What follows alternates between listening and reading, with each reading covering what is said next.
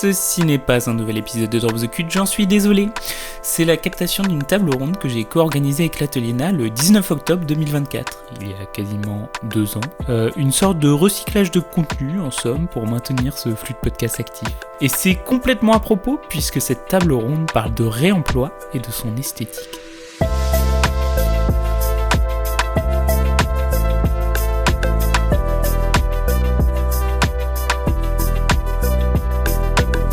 Bonjour à tous, donc bienvenue dans cette table ronde autour du sujet de l'esthétique du réemploi.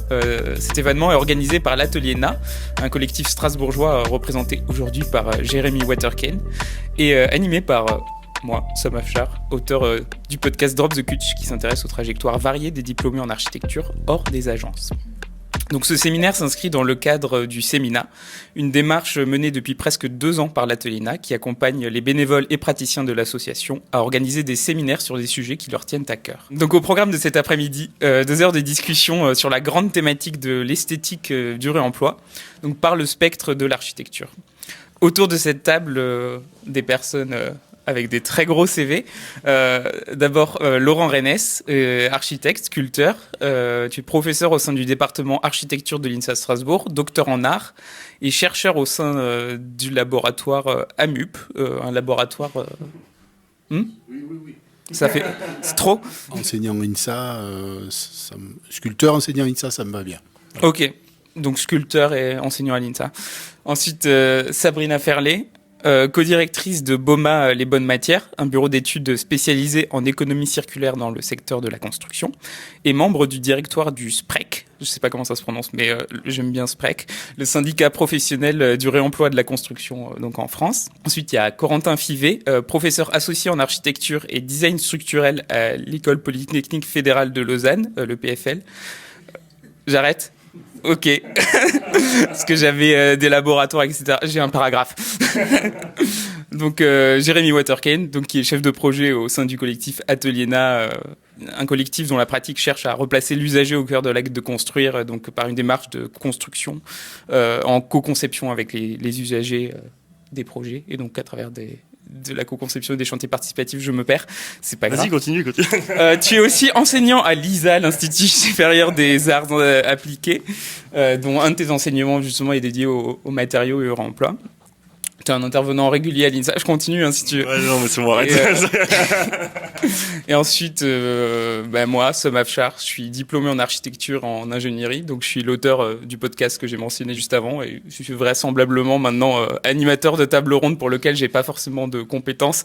Mais voilà, j'ai pendant mon Erasmus, ce que je disais à Corentin, c'est que j'étais dans son cours d'économie circulaire en Suisse pendant mon Erasmus.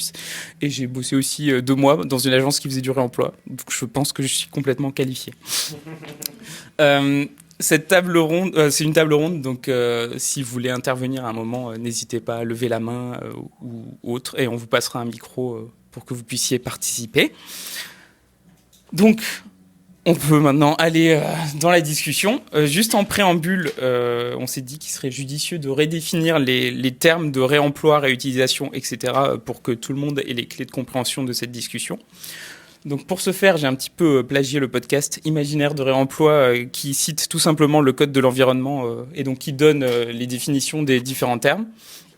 Donc vous m'arrêtez si c'est un peu trop lourdingue, mais donc un déchet, c'est un objet, un matériau, enfin disons une matière de manière plus générale, donc un élément de construction qui ne remplit plus la fonction qu'on attend de lui, donc qui est en fin de son cycle de vie. Le réemploi, c'est toute opération par laquelle des éléments qui ne sont pas des déchets sont utilisés de nouveau pour un usage identique à celui pour lequel ils avaient été conçus. Donc on prolonge le cycle de vie de l'élément. Par exemple, une poutre en bois, on dit qu'elle est réemployée si elle est réemployée en tant que poutre en bois. La réutilisation, c'est toute opération par laquelle des éléments qui sont devenus des déchets sont utilisés de nouveau pour un autre usage. Donc on crée un nouveau cycle de vie avec un faible coût énergétique. Donc dans ce cas, la poutre en bois, on peut la réutiliser par exemple verticalement pour faire un support d'étagère. Le recyclage, c'est toute opération de valorisation par laquelle des déchets sont transformés en de nouveaux éléments. Donc on crée un nouveau cycle de vie pour l'objet, mais avec un coût énergétique qui n'est pas négligeable. Donc là, dans ce cas, par exemple, la poutre en bois, elle est broyée et mélangée à un liant pour en faire de l'aggloméré ou du papier. Et en fait, dans le cadre de cette discussion, on considérera comme réemploi à la fois le réemploi et la réutilisation, donc tel que défini par le Code de l'environnement, à savoir toute réutilisation avec ou sans changement d'usage, mais sans transformation majeure et énergivore. Donc de manière plus familière, on nomme ici réemploi tout ce qu'on appelle communément la seconde main, la récup, le reconditionnement, les trucs d'occasion chinés ou vintage. Et c'est un véritable enjeu dans le monde du bâtiment puisque le secteur du BTP génère plus de 260 millions de tonnes de déchets par an. Donc 260 millions de tonnes de matériaux, équipements, par exemple des moquettes, des portes, etc., dont 12% sont inertes et ne se décomposent pas. Donc il serait pertinent de réussir à les valoriser. Évidemment, quand on parle de trucs d'occasion, de déchets, de briquets de broc qu'il faudrait valoriser, ça vous fait peut-être pas rêver. Bon, il y a quand même beaucoup d'architectes là, donc je pense que ça vous fait plus rêver. Mais on va imaginer des personnes hypothétiques qui s'imagineraient que c'est une nouvelle lubie des archis de proposer une esthétique type bidonville ou ZAD. C'est des trucs que j'ai vraiment entendus. Mais c'est pas aussi tranché que ça. Certes, certains lieux un peu bobos ont une esthétique de la récup assez marquée, mais on verra au cours de cette table ronde qu'il ne s'agit pas de la seule esthétique possible pour le réemploi. Et après tout, pourquoi pas, une esthétique, c'est aussi un moyen de véhiculer un message politique, des valeurs, de révéler l'invisible, la mise en œuvre, la technique. Et donc, une esthétique, c'est le fruit d'un travail de conception architecturale soumis à des contraintes, dont la raréfaction des ressources, par exemple. Voilà, je suis sûr que le cerveau de tout le monde autour de la table bouillonne déjà d'idées qui se raccrochent à cette notion de l'esthétique du réemploi. Mais juste avant de commencer, on s'est dit qu'on allait vous donner un exemple d'une architecture possible du réemploi en vous présentant le lieu dans lequel nous sommes actuellement, l'Oré 85, réhabilité par l'Atelier Na. Et donc, Jérémy, comme tu fais partie de l'Atelier Na, est-ce que tu pourrais nous faire une petite introduction sur ce qu'est l'Oré 85 ? Alors, l'Oré 85, donc c'est le lieu où on se trouve aujourd'hui. Et comme tu l'as dit, avec l'Atelier Na, on a accompagné l'équipe de l'Oré 85 dans ce projet à partir de 2020. Donc c'était une ancienne maison éclusière. Je ne vais pas rentrer forcément trop dans les détails de la genèse du projet, mais voilà, c'est un bâtiment qui appartient aux voies navigables de France. Et du coup, Lola, Maxime et Manon, qui sont les 3 gérants de l'Oré 85, ont obtenu d'avoir l'usage de ce lieu pour en faire un lieu culturel. Là-dedans, nous, on est intervenus pour les aider à rénover le lieu. Et on a essayé d'intégrer pas mal de réemplois, avec Boma aussi, qui était partenaire sur le projet. Et donc, on a fait plusieurs choses. Donc, il y a eu un projet de maîtrise d'œuvre qui a été fait par l'un des membres de notre collectif, dans lequel on a intégré du réemploi, notamment avec du vitrage. Donc si vous descendez au rez-de-chaussée, c'est l'extension en bois, où du coup une partie des vitrages qui est ici, et notamment le vitrage sur le plafond, il y a du vitrage récupéré du coup par Boma qu'on a utilisé pour dessiner le projet. Voilà, pour donner des pistes un peu sur la discussion de l'impact du réemploi sur la question esthétique, ou en tout cas sur la question formelle. Le fait de partir de vitrage aux dimensions déjà fixes, ça a eu des implications sur le dessin de cette véranda, puisque du coup on a dû partir de ça comme base de dessin, quoi. Donc déjà il y avait ces choses-là. Après il y a pas mal de petites choses sur lesquelles on a pu intégrer du réemploi. Je pense notamment au parquet, qui était un parquet en fait déjà existant ailleurs, qui a été déposé. Et puis on a aussi pu faire du réemploi sur des choses un peu plus expérimentales, et notamment sur l'extérieur. On a le bar extérieur de l'Oré, qui du coup a été réalisé dans le cadre d'une université d'été qu'on avait co-organisé avec Boma, et l'objectif c'était justement d'expérimenter l'utilisation de matériaux de réemploi. Donc c'était une université d'été où il y avait une quinzaine d'étudiantes qui participaient, où on avait 2 semaines de chantier pour construire du coup ce bar temporaire, et on a détourné du coup de la structure des chemins de câbles, donc les sortes de grillages comme ça qui permettent de faire passer les câbles dans les bâtiments. On a détourné ça pour en faire de la structure et pour fabriquer le bar.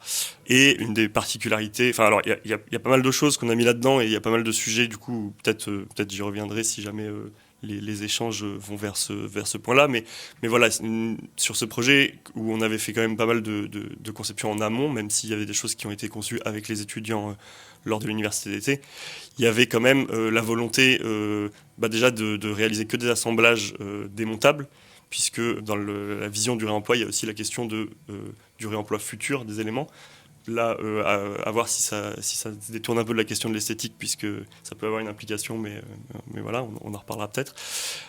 Et puis, deux choses auxquelles je pense qui sont plus liées à la question de l'esthétique. Il y avait le matériau qu'on utilise ici, donc du coup les chemins de câble, on les a alliés au grillage en fait du site qui devait être déposé, qui devait être remplacé, ce qui nous a permis de faire du réemploi in situ, et ça nous a permis de travailler une esthétique métallique, filaire, et de travailler avec ces deux matériaux, une partie in situ, une partie qu'on avait récupérée via Boma. Donc il y avait un travail qu'on trouvait assez intéressant quand on l'avait fait en tout cas là-dessus. Et puis la dernière chose, c'est aussi lié plus à la question des quantités de matière, puisque en fait les chemins de câble qu'on avait récupérés, on en avait une quantité fixe, et du coup on a dû quantifier tout ça dans un premier temps et dessiner à partir des quantités qu'on avait. Donc là, ça rejoint un petit peu ce que je disais sur le vitrage tout à l'heure. Et là, la spécificité, c'est qu'on a expérimenté un peu l'utilisation d'outils de design paramétrique, d'algorithmes, pour essayer de travailler le design tout en optimisant en fait les quantités de matériaux qu'on avait et les chutes de matériaux aussi, pour essayer de découper le moins possible en fait les éléments qu'on avait, puisqu'on avait plein d'éléments de différentes tailles dans le réemploi. Il y a souvent cette notion qu'en fait on va pas avoir des éléments qui sont standardisés, donc je pense qu'on aura l'occasion d'en reparler. Voilà. Très bien. Mais justement, pour lancer cette discussion, peut-être un premier sujet, c'était de savoir s'il faut assumer l'esthétique du réemploi. Stratégiquement, est-ce qu'il vaut mieux l'assumer et montrer ce que c'est le réemploi, ou plutôt faire du réemploi un peu caché, qui pourrait avoir l'apparence du neuf, on vient le couvrir, comme c'est le cas par exemple de la chapelle de Ronchamp, qui a été fait à partir de gravats d'une chapelle démolie. Et il y a eu un réemploi de gravats, mais on n'a aucune idée du fait que c'est du réemploi. Donc stratégiquement, notamment je pensais à toi Sabrina, peut-être que vu que tu te confrontes aux maîtrises d'ouvrage et même aux maîtrises d'œuvre, c'est quoi ton expérience sur cette question de savoir est-ce que c'est pertinent d'assumer cette esthétique du réemploi ? Oui, je pense que c'est important et pertinent dans un premier temps, en tout cas pour définir aussi ce qu'est le réemploi. Ça permet vraiment de sensibiliser. Et nous, à notre échelle, en tant que bureau d'études, en fait, on vient à la source de la matière. Et par exemple, on va déjà avoir une première identification d'un matériau qui aura un potentiel de réemploi. Et donc, on va forcément amener la maîtrise d'ouvrage au moins à réfléchir à cette matière comme potentiellement réemployable. Donc même la maîtrise d'ouvrage pourra identifier, ou en tout cas, on va l'orienter vers cette identification-là. Donc déjà, c'est au moins pour la maîtrise d'ouvrage ou d'autres acteurs prendre connaissance qu'il y a de la matière, qu'elle est visible et qu'ensuite, effectivement, on peut vraiment faire du réemploi. L'autre démarche qu'on a également, c'est qu'on va avoir déjà dans notre diagnostic une prévisualisation du bon état d'un matériau. Donc c'est vrai que l'esthétisme, on peut se dire qu'il y a différents niveaux d'esthétique. Et nous, on va déjà avoir le matériau qui n'est pas forcément abîmé ou un petit peu, on va déjà le voir beau. Et ensuite, l'objectif, c'est au fur et à mesure, avec le travail peut-être des architectes aussi, de le rendre très beau. Et voilà, donc nous, on a déjà ce premier curseur. Je suis d'accord sur le fait qu'il y a un intérêt à montrer le réemploi. Après, si l'objectif est vraiment de réduire l'empreinte environnementale de la construction, et c'est d'avoir un maximum de réemploi, et puis on parlait des 260 millions de déchets ici en France, je crois qu'il faut pas se limiter à un certain cadre esthétique en fait, et il faut permettre au réemploi de s'insérer dans tous les champs possibles et de plaire à tout le monde, parce que si on se confine à une certaine esthétique, peut-être que celle dont on parle ici, c'est ce que j'appellerais l'esthétique du bricolage. En fait, on met les choses ensemble et puis on a une sorte de patchwork qui est l'esthétique par défaut du réemploi si on ne réfléchit pas trop. Je crois qu'il faut aussi travailler pour pouvoir faire du réemploi qui soit moins visible, et parce que en fait, pour beaucoup de maîtrise d'ouvrage, Ce qui compte, c'est que le bâtiment tienne, qu'il soit bien utilisable, qu'il soit plaisant à l'œil ou bien à l'usage. Et puis après que la brique qui est une brique neuve ou une brique de réemploi, ça ne change pas grand-chose en fait. Donc dans un premier temps, je trouve, en effet, il faut rendre visible cette nouvelle manière de faire, ou en tout cas le fait que ça existe et que c'est possible. Mais dans un second temps, je crois qu'il faut vraiment pousser pour que le réemploi devienne une activité banale, et donc que le matériau soit du réemploi ou soit un matériau neuf, il faut, ça ne devrait rien changer aussi d'un point de vue de l'esthétique en fait. Donc il faut pas, voilà, moi je tenterais donc à ne pas se confiner dans une certaine esthétique qui ne plairait qu'à une certaine portion des architectes d'abord et puis de la population, et puis ensuite essayer de faire du réemploi partout, même dans l'architecture de promotion mobilière qui ne cherche pas nécessairement une certaine esthétique, et là aussi il faut faire du réemploi. Moi, je vais un peu contredire. C'est fait pour ça, je pense. Si on se réfère à l'histoire de l'architecture, le réemploi, ça a toujours existé. Ça a toujours été là. Tu as pris l'exemple de Ronchamp. Il y en a des dizaines. Toute la période baroque, c'est beaucoup de matériaux de réemploi. Ce qu'il y a, c'est que c'est une homogénéité de matériaux de réemploi. On a le bois, la pierre, la brique. Voilà, en gros, ça tourne autour de ça. La terre cuite, bon voilà.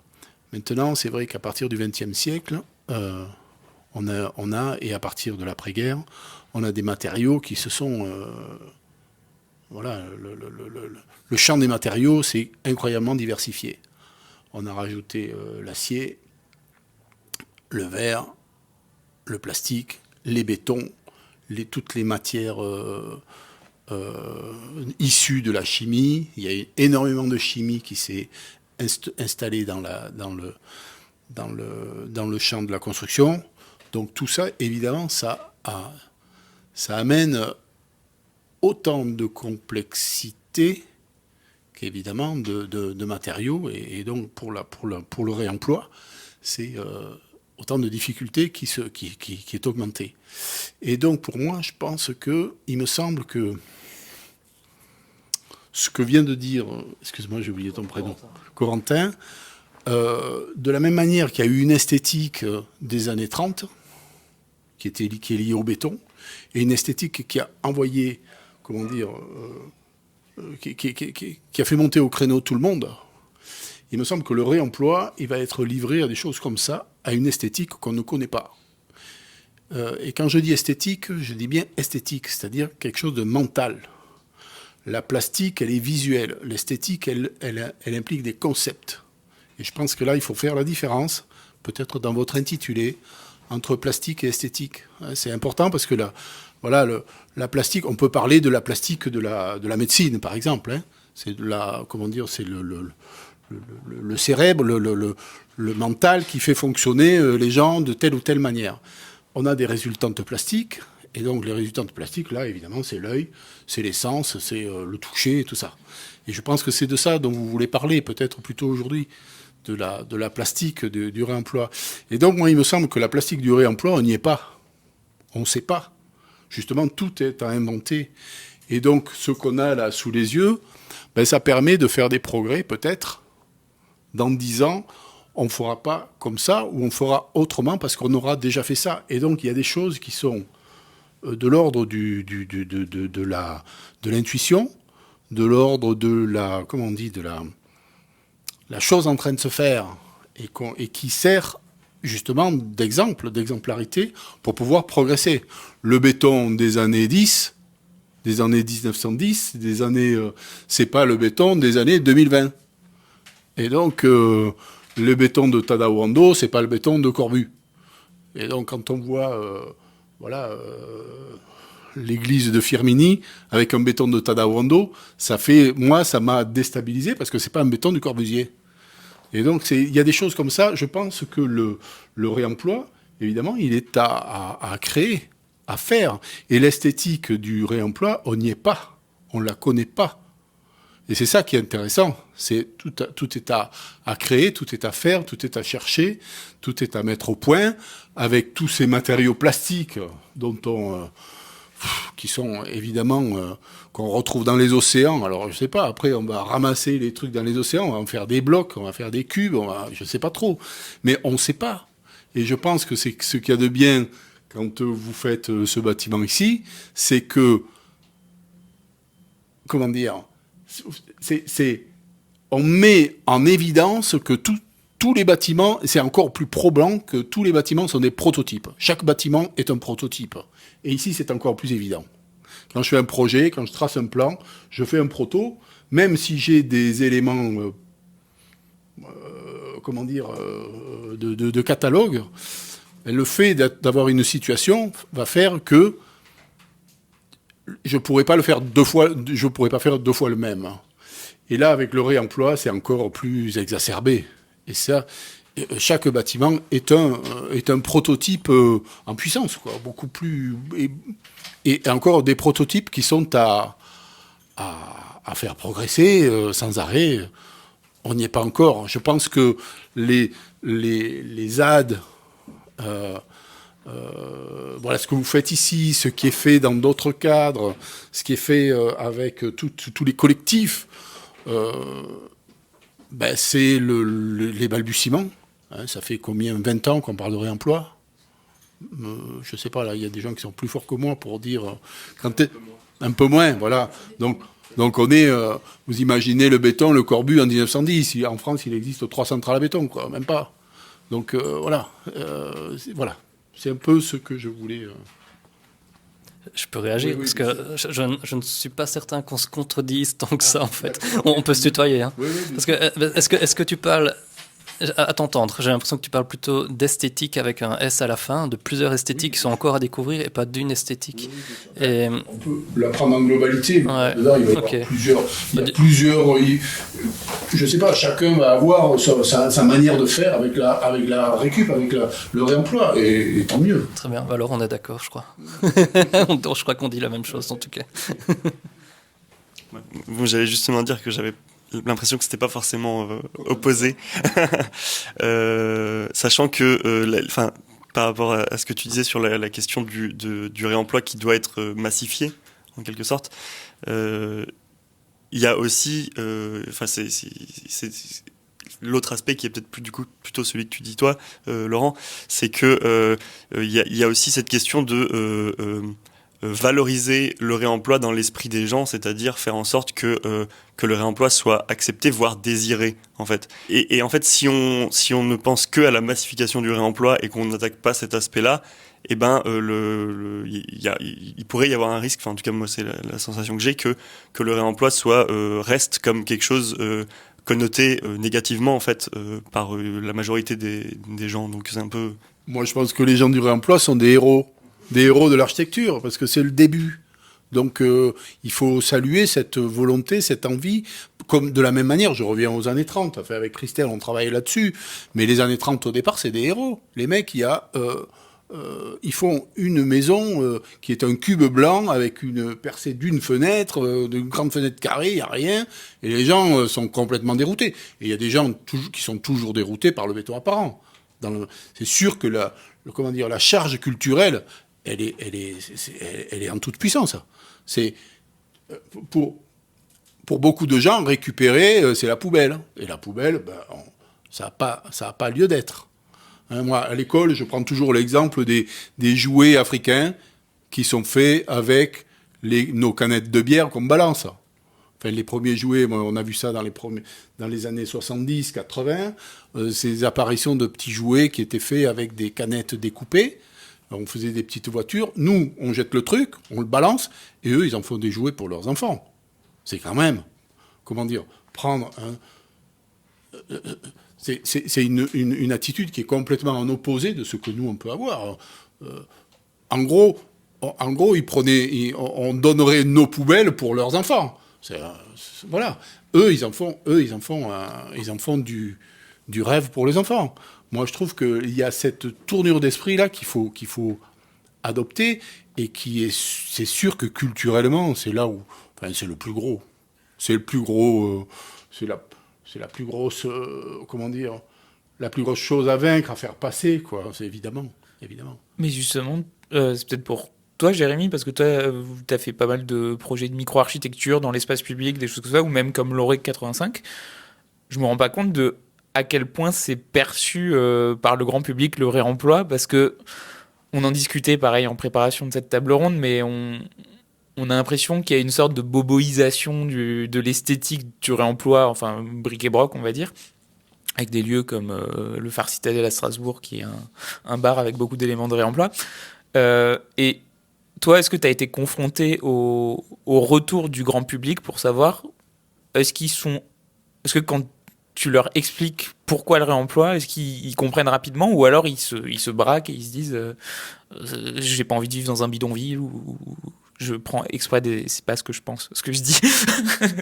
Je pense qu'il y a plusieurs choses, mais bon, bien sûr, ça dépend du public, parce que les gens vont pas tous réagir de la même manière. Enfin, il y a pas mal d'interventions qu'on va faire, par exemple, dans l'espace public, où ça va être dans des quartiers défavorisés, où en fait déjà les gens sont contents qu'on fasse quelque chose.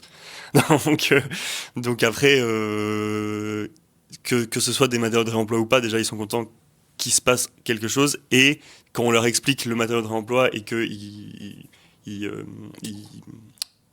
comprennent la démarche, etc., ils sont en général plutôt contents de voir qu'il y a de l'imagination là-dedans et qu'on arrive à en faire des choses qui sont assez jolies. Enfin voilà. Donc on revient à la question de l'esthétique aussi, mais je pense que le fait de voir quelque chose ou de travailler la question de la finition. De plastique. Oui, parce que si tu veux, excusez-moi, c'est important parce que vraiment la plastique, là, tu t'es placé dans quelque chose qui est visuel. Et en amont, il y a le concept, il y a l'idée même de récupérer, de recycler, de changer de destination. Tu vois, et ça, c'est intellectuel. Ça, c'est la pensée. Et donc, la pensée, elle va te faire produire un objet esthétique que peut-être tu ne supposes pas. Ou si tu arrives avec une présupposition de l'objet que tu dois produire, à mon avis, tu te plantes. Tu vois ? Parce que justement, l'esthétique du réemploi, elle doit donner quelque chose de nouveau. En général, oui, en effet, on vient pas avec une idée préconçue du truc, et on va un peu s'adapter justement aux matériaux qu'on trouve. Après, des fois, on sait après, c'est peut-être aussi une question d'expérience, je sais pas, mais on sait qu'on va trouver plus facilement tel type de matériaux aussi, ce qui peut un peu faire évoluer. Mais en tout cas, oui, sur la question de l'idée de ce qu'on fait, de ce que tu dis, les gens aiment bien ça justement, ils aiment bien l'idée, on va dire. Après, sur la question peut-être plus esthétique du coup que enfin, il y a quand même, il peut y avoir un certain public qui vont justement rapprocher ces aménagements à ce qu'ils peuvent voir en fait justement dans des architectures de ZAD ou des architectures même de bidonville, et qui vont être du coup fortement connotées, et du coup il y a des gens qui vont avoir un rejet plus fort là-dessus. Je trouve que des fois il y a des gens qui de base sont sceptiques en fait,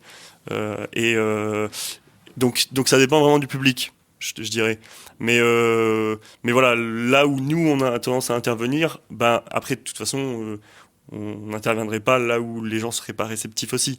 Donc il y a aussi ça. Et aussi du coup pour Corentin, parce que je sais que vous aviez bossé donc sur la passerelle Recrete en bloc de béton armé que vous aviez découpé d'un bâtiment en déconstruction pour faire une passerelle comme de la pierre maçonnée finalement. Et donc c'est une passerelle qui a été installée pendant 2 ou 3 ans, dans une, je sais plus dans quelle ville, bref, en Suisse. À Comté dans le Valais. Ok, à Comté dans le Valais. Du coup, elle a aussi une esthétique assez brute, même si on voit moins les tranches de béton, comme ça pouvait être le cas sur le prototype que vous aviez médiatisé en quelque sorte.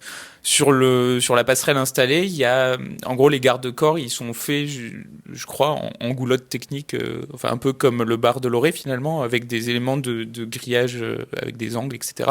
Donc c'est une esthétique assez brute, et justement, contrairement à toi où c'est une intervention dans des quartiers défavorisés, donc les gens sont contents de base que tu fasses quelque chose et encore plus satisfaits quand ils comprennent la démarche. Vous, dans un quartier comme ça, enfin dans une région comme ça en Suisse, la perception, est-ce qu'elle est différente ? Alors avant de répondre à cette question, je vais revenir sur un truc. Parce que je crois qu'il faut, enfin, en arrière-plan comme ça de la discussion qu'on a ici, c'est aussi cette question de est-ce que le réemploi c'est un moyen ou une fin en soi. Et parce que si on va faire du réemploi, parce que voilà, ça permet de construire quelque chose dans un contexte où l'approvisionnement en matériaux n'est pas possible ou bien est trop cher, etc. Bah là, c'est clairement le réemploi, c'est un moyen. Si on regarde le réemploi comme un moyen de réduire du CO2, réduire des déchets, réduire l'extraction de ressources naturelles, bah, le réemploi est un moyen. Quand on commence à parler de plastique ou d'esthétique, là, ça devient un petit peu ambigu, en fait. Parce que c'est aussi un moyen, en fait, de travailler cette plastique, c'est aussi un moyen, peut-être plus culturel, peut-être plus social, mais il y a un risque que ça devienne une fin en soi, en fait, d'aller chercher cet imaginaire d'esthétique de bricolage parce que c'est ça qui devient tendance, parce que c'est ça qui permettra de gagner un concours, parce que c'est ça qui est attendu un petit peu de la société. Et où finalement, ce réemploi est fait, mais peut-être n'a aucune valeur ajoutée sociale, n'a aucune valeur ajoutée environnementale, n'a aucune valeur ajoutée, etc. Et justement, par rapport à la passerelle, donc on s'en mord un petit peu les doigts maintenant, parce qu'effectivement, on avait, pour montrer que le béton coulé sur place, même s'il n'avait pas été conçu pour être déassemblé, pouvait également être réemployé ou réutilisé. Bien, donc on avait collaboré avec une entreprise de découpe. Ces entreprises, elles ont des chantiers de transformation tous les jours, donc elles viennent scier couramment. Ici, elles nous ont dit, ah oui, pas de souci, dans 2 semaines, on doit aller scier des murs dans un hôtel qui a été justement construit il y a 15 ans, mais il devait déjà changer les murs du soubassement. Donc c'est un petit peu un non-sens, mais ça faisait du sens pour eux de couper ces blocs en petits morceaux, en tout cas aux dimensions que nous on recherchait, parce qu'ils devaient les déplacer du sous-sol au rez-de-chaussée. Et donc d'abord c'était un projet de recherche, donc juste montrer, voilà, on peut utiliser ces blocs l'un à côté de l'autre comme une arche classique, et puis on va mettre un câble de post-tension à l'intérieur pour pouvoir reprendre des charges plus élevées. Et donc effectivement, ce qui était montré, c'était ces surfaces découpées du béton, hein, donc découpées à travers des cailloux, à travers des écarteurs, à travers des barres de ferriage également. Donc on avait cet aspect de terracotta qui était visible. Puis ça, ce sont les images qui ont été publiées. Ça a plu. Il y a le canton du Valais qui nous a appelé. Ah, ce serait bien, on a besoin justement d'une passerelle, on serait bien installé. Et puis là, on a rajouté les garde-corps. Il y a eu un traitement de la surface supérieure qui a été fait. Et puis, il a fallu protéger ces surfaces, et en particulier l'endroit où il y avait les barres de ferraillage qui avaient été coupées, donc pour éviter qu'elles ne corrodent. Et pour garder l'aspect terracotta visible, on a peint juste le petit bout des barres de ferraillage. Et puis maintenant, le réemploi de béton, en tout cas en Suisse, là, il prend un petit peu, et il y a de plus en plus d'intérêt. Et puis les gens, on voit même maintenant des applications où le béton est placé de telle sorte à montrer cet aspect de terracotta, alors que ça ne fait aucun sens. D'un point de vue structurel, d'un point de vue juste de mise en œuvre, de facilité, ça ne fait pas de sens en fait. Et ça ferait beaucoup plus de sens de déplacer la pièce d'un autre côté, puis l'aspect qui est scié, qui a cette visuelle intéressante, elle devrait être cachée. Et là, et ça, c'est un petit peu ennuyant, en fait, parce que c'est l'esthétique qui prend le dessus sur le bon sens, sur ce caractère, le bon sens, enfin vraiment le caractère pragmatique, qui est ce qu'on a perdu avec le mouvement moderne, en tout cas cet aspect de travail de la matière et de plastique de la matière, c'est ça qui est perdu. Et puis, sous prétexte que, oui, cet aspect de terracotta, il est beau, il est demandé, alors on perd ce sens pragmatique. Et là, on va un petit peu à reculons, en fait. Même si ça permet de montrer du réemploi. C'est là où je pense que l'aspect plastique du réemploi n'est pas écrit, n'est pas fait. Et si on a un réemploi, là tu parles de cette passerelle, elle est unique. Et si on veut la refaire, si on veut refaire la même chose ailleurs, c'est pas possible. C'est pas possible parce que encore une fois, c'est prototypal. Et donc, peut-être la refaire ailleurs si les conditions sont identiques. Mais les conditions risquent de ne pas être identiques parce qu'on n'aura pas le même matériau, parce qu'on n'aura pas les mêmes engins de levage, les mêmes outils, les mêmes... la portée ne sera pas la même. Et donc, on ne pourra pas couper sur les mêmes trames. Et donc, c'est là où je pense que contrairement aux modernistes, où on avait on a essayé de multiplier les modèles, ou d'avoir un modèle qui soit multipliable à l'infini. Là, je pense que c'est le contraire. Avec le réemploi, on va plutôt vers l'exemplaire unique, quoi. Il me semble. Et d'essayer, on en parle à l'école, mais d'essayer d'avoir de la standardisation du réemploi, ça me semble assez difficile à tenir et plutôt même contradictoire. Et donc, ce qui ferait que chaque bâtiment ou chaque intervention architecturale pourrait être unique.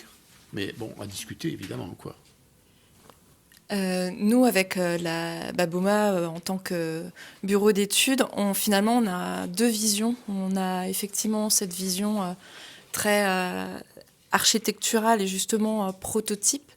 Et en même temps, on a une vision qui est un peu plus, qui ressemble plus aussi aux clients qu'on peut avoir, qui peuvent être des collectivités, des bailleurs, et du coup qui vont plutôt fonctionner justement sur des choses qui ne sont pas des prototypes, qui sont plutôt sur du volume. Et c'est vrai qu'on a aussi cet intérêt, ou en tout cas cet objectif de massifier, en tout cas pour ces acteurs-là. Et du coup, on se trouve sur deux axes. Donc, c'est aussi à nous de bien sentir les choses en fonction de qui on a en face de nous. Et quand on a affaire à du réemploi, et là, je vais plutôt parler du matériau, nous, l'esthétisme qu'on a, j'en parlais un petit peu en introduction tout à l'heure, quand on voit quelque chose qui va être... vraiment reproduit plusieurs fois. Hier, on a fait par exemple une exposition sur des sanitaires. Donc ça, c'est des choses qu'on peut vraiment retrouver en volume, en quantité dans pas mal de bâtiments. Rien que le fait de se dire cet élément est en tout cas visiblement beau, le fait de juste le nettoyer le rend encore un petit peu plus esthétique, en tout cas aux yeux de personnes qui vont pouvoir ou en tout cas qui vont avoir intégré que ça peut être massifié. Et après, on passe peut-être dans un autre cap où effectivement on a des prototypes, alors bâtiments ou prototypes matières, qui vont vraiment être retravaillés. Et là, nous, c'est vrai qu'on inspire un petit peu les choses et les gens autrement par rapport à ça. Donc avec d'autres partenariats.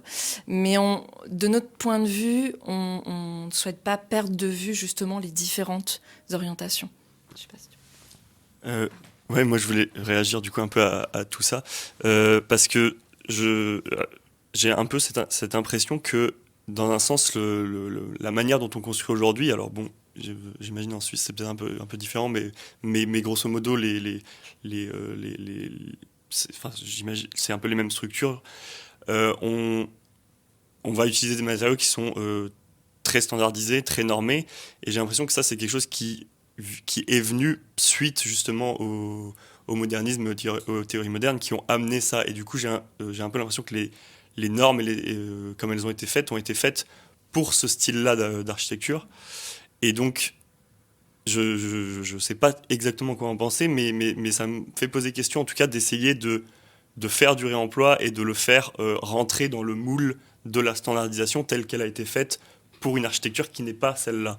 Donc, je ne dis pas que c'est forcément une mauvaise chose, mais en tout cas, ça me pose question et j'ai du mal à percevoir vraiment le positionnement vis-à-vis de ça. Moi, je trouve que c'est contradictoire. Mais bon, c'est contradictoire que de vouloir faire... Et je pense que ça, c'est culturel. C'est-à-dire que la standardisation, elle est entrée dans nos têtes, mais depuis un demi-siècle, voire plus. Et on a forcé pour la faire rentrer dans nos têtes. Maintenant, il me semble qu'il faudrait la culture, la nouvelle, manière d'aborder ça, c'est justement de... ne plus avoir ce système du modulaire, du reproductible, tout ça, c'est, je sais pas. Là, je viens vers l'histoire, quoi, 1900, XVIIIe siècle où les choses sont plus uniques. Alors, il y a des gabarits de façade, il y a des artisanats, il y a des manières de faire.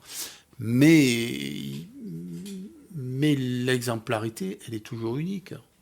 Et donc, je pense que la reproductibilité, le schéma de métropolis là, à l'infini, culturellement, il faudrait pouvoir s'en sortir pour pouvoir avoir un autre état d'esprit quant au réemploi. Moi, je trouve que c'est contradictoire, et c'est là où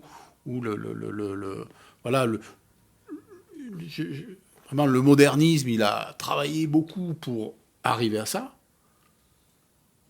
Maintenant, il faudrait s'en défaire, et c'est là où je pense que les architectes ou les entreprises qui s'occupent de ça sont héroïques, parce que c'est vraiment, il me semble, une nouvelle esthétique qui va déboucher sur des plastiques différentes.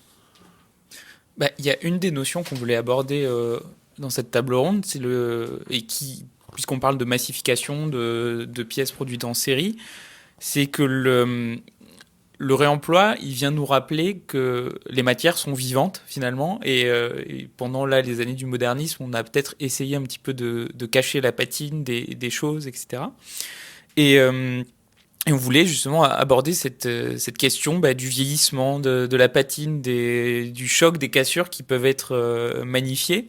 Il y a l'exemple assez connu japonais du kintsugi, qui est quand il casse un bol de céramique, il y a certains artisans qui vont venir le reformer avec une mixture à base d'or.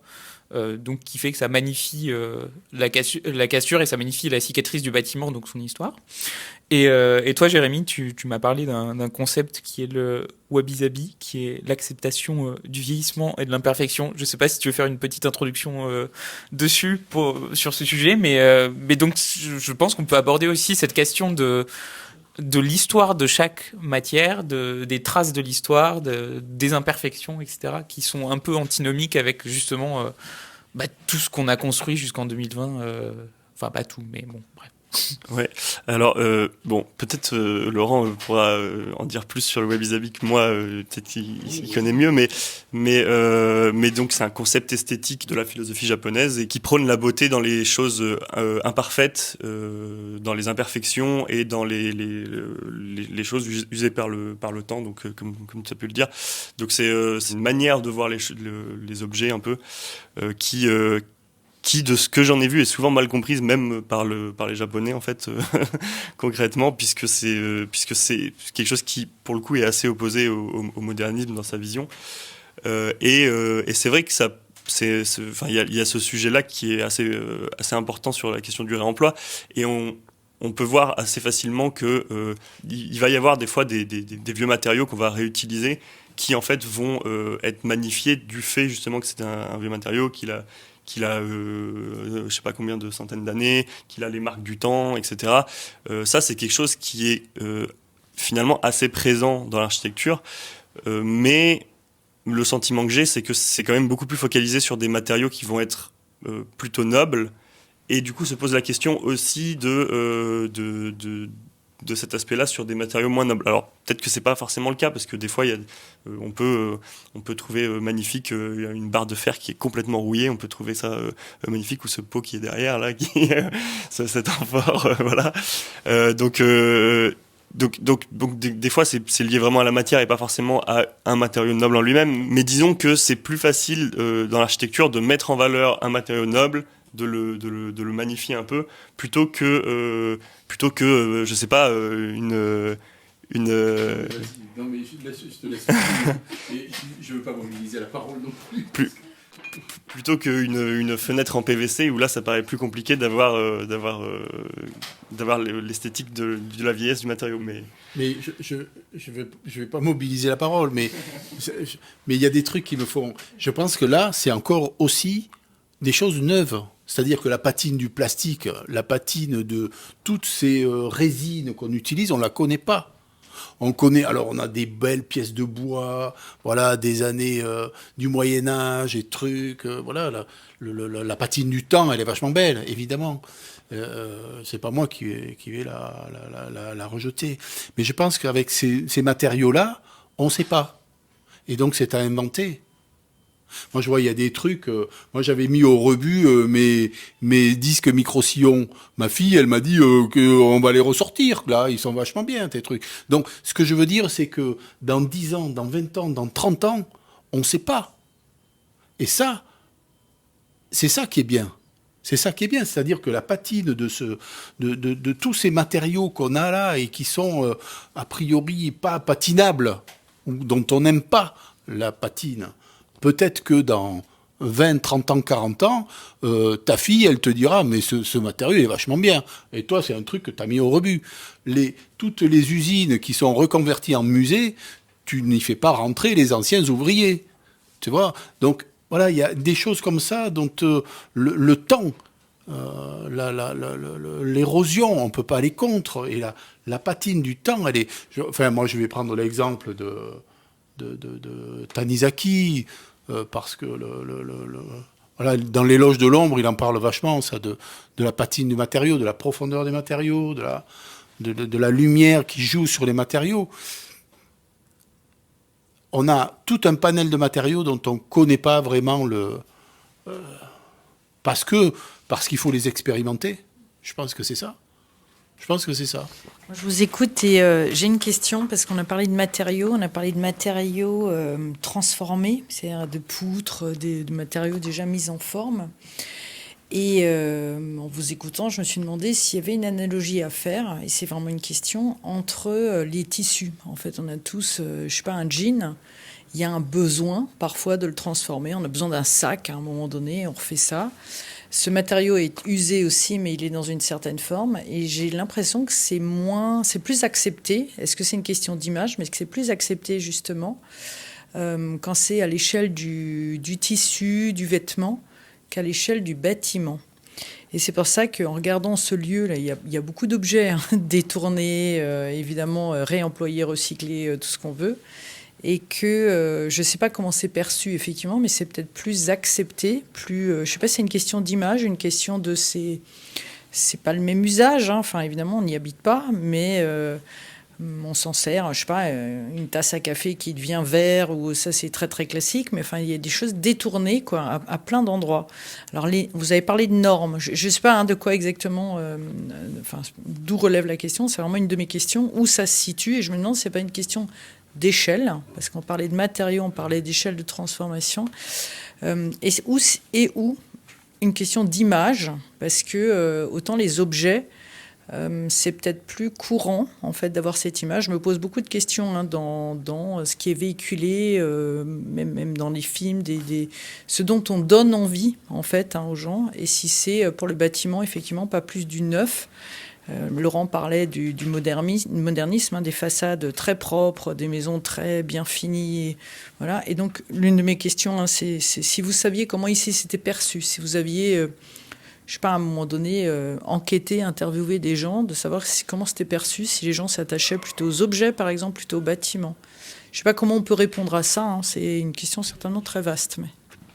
Enfin, moi, je trouve, oui, c'est pas la même échelle. Je suis d'accord avec toi. Enfin... Oh là là là là là là. Bon, c'est pas bon. Parce que le vêtement, c'est plus du consommable. Et le bâtiment, on s'attend plus à ce que ce soit quelque chose qui dure. Donc, quand on le fait, on se dit, on le fait pas pour se mettre dedans, on va dire. Pour faire garder l'image du vêtement, on se met dans un vêtement, on se dit, on le garde une petite période, suivant qu'on grossisse, on maigrisse, voilà. Tandis que sa maison, quand on la construit, on se dit, je vais rester peut-être toute ma vie. J'ai investi pour une vie. Voilà, je pense qu'il y a une question de temps, d'échelle. Ouais. Mais pour aller dans ce sens-là aussi, mais c'est un peu la même chose, mais je pense qu'il y a l'aspect que oui, en fait, le vêtement, on peut changer de vêtement, et selon l'endroit où on va aller, on va pas s'habiller pareil. Alors qu'un bâtiment, en fait, une maison, on va pas va pas changer de maison pour en fonction. Enfin, bon, il y en a qui le font, mais disons que c'est plus représentatif de notre personne auprès d'un public plus large et plus diversifié. Alors que si on s'habille, par exemple, on met une chemise pour aller à un entretien, c'est vraiment à destination de la personne avec qui on va avoir l'entretien. Si tu vas avec une chemise de récup, tu n'auras pas décroché le job. Ouais. Ça dépend du job. Ouais, c'est vrai. Il y a aussi une question de propriété, je crois, qu'il faut mettre dans l'équation, parce que là on parle de nos propres vêtements, donc qu'on modifie pour soi-même, mais l'architecte travaille pour quelqu'un d'autre. L'architecte peut faire sa maison à lui, mais souvent c'est pour un client, une cliente qui a des attentes très spécifiques qui ne sont pas nécessairement celles que l'architecte aurait non plus. Et puis là, il y a des questions de... Si on veut effectivement avoir un changement culturel, il faut changer les canons. Parce que l'exemple du jeans délavé, c'était le bon exemple, justement. Il suffit qu'il y ait 2-3 stars qui commencent à mettre un jeans délavé pour qu'on les produise à la chaîne. En les délavant exprès avant la vente. Donc, puis finalement, c'est juste l'inverse. C'est plus du réemploi, c'est de l'usure accélérée. Avec tout l'impact environnemental que ça a. Donc effectivement, il faut quelques canons, il faut qui montrent qu'il y a un autre possible est envisageable, et puis ensuite il faut des changements, mais je suis moins confiant que toi. Je ne pense pas que la société puisse changer aussi rapidement et aussi radicalement, et donc j'aurais plutôt tendance à dire qu'il faut arriver à ce que chacun puisse s'approprier le réemploi à sa propre manière, en fait. Que ce soit visible, que ce soit du bricolage ou pas, que ce soit caché ou pas. Ouais. Il y avait une dimension... Que ce soit vieux ou neuf. Il y avait une dimension du réemploi que je trouvais intéressante pour l'acceptation. Ça traite à moitié de l'esthétique et à moitié non. C'est que finalement, il y a une espèce de... Les matériaux de réemploi qui arrivent jusqu'à nos jours, c'est des trucs qui ont survécu au temps et donc qui, a priori, sont des choses de qualité. Elles ont tenu. Donc, en fait, on pourrait utiliser ce levier du biais du survivant des matériaux de réemploi pour montrer que si c'est un matériau de réemploi qu'on réutilise, en fait, il est vachement quali.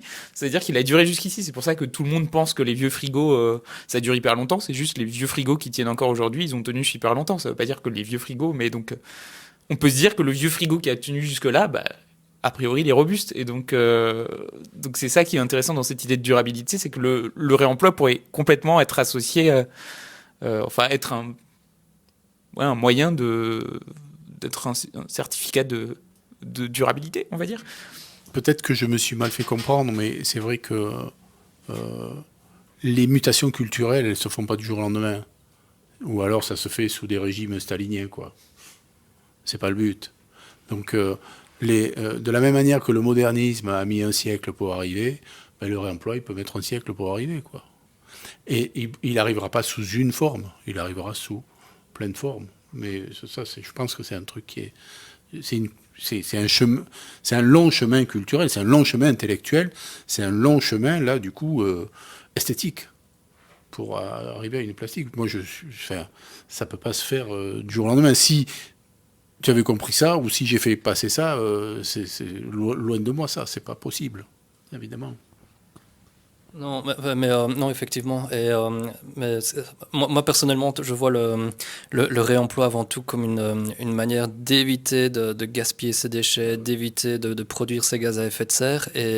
Et avec le réchauffement climatique, on n'a pas le temps d'attendre un siècle pour changer les habitudes. Et donc, c'est pour ça que j'aurais plutôt tendance à privilégier la rapidité, même si elle n'est pas... Comment dire, elle est moins noble. Le changement culturel est moins noble que tous les changements culturels qu'on peut identifier dans l'histoire. Ouais. Ouais, mais si tu le forces, Si tu le forces... Justement, sans le forcer. Donc il faut que chacun arrive à le prendre. Il y a des... Quand tu vois tout le bâti qui se fait maintenant à Strasbourg, le nouveau bâti, les nouveaux quartiers, on est loin. On est loin. Tu vois, tout ce qui se fait vers le Rhin, tout ce qui se fait au Wacken, tout ce qui se fait... il n'y a rien du réemploi. Rien. C'est des archétypes du XXe siècle. Enfin, moi, je prône ça, vraiment. Vraiment, je dis à l'école que les Tadao Ando et les Renzo Piano, ce sont des gens du XXe, ce ne sont pas des gens du XXIe siècle. Et ce qu'on fait au Port du Rhin, alors je ne sais pas si tu connais Corentin, là, mais c'est des trucs en verre, acier et béton, quoi. Des trucs du XXe siècle, des trucs qui sont polluants, mais à mort. À mort. Il y a du plastique partout. Ça pue le neuf, ça pue la résine quand on rentre dans ces appartes. Ça pue la résine. Ça pue. Il y a une odeur des appartes il y a une odeur de pollution, en fait, quoi. Et tout le monde est ravi de cette odeur.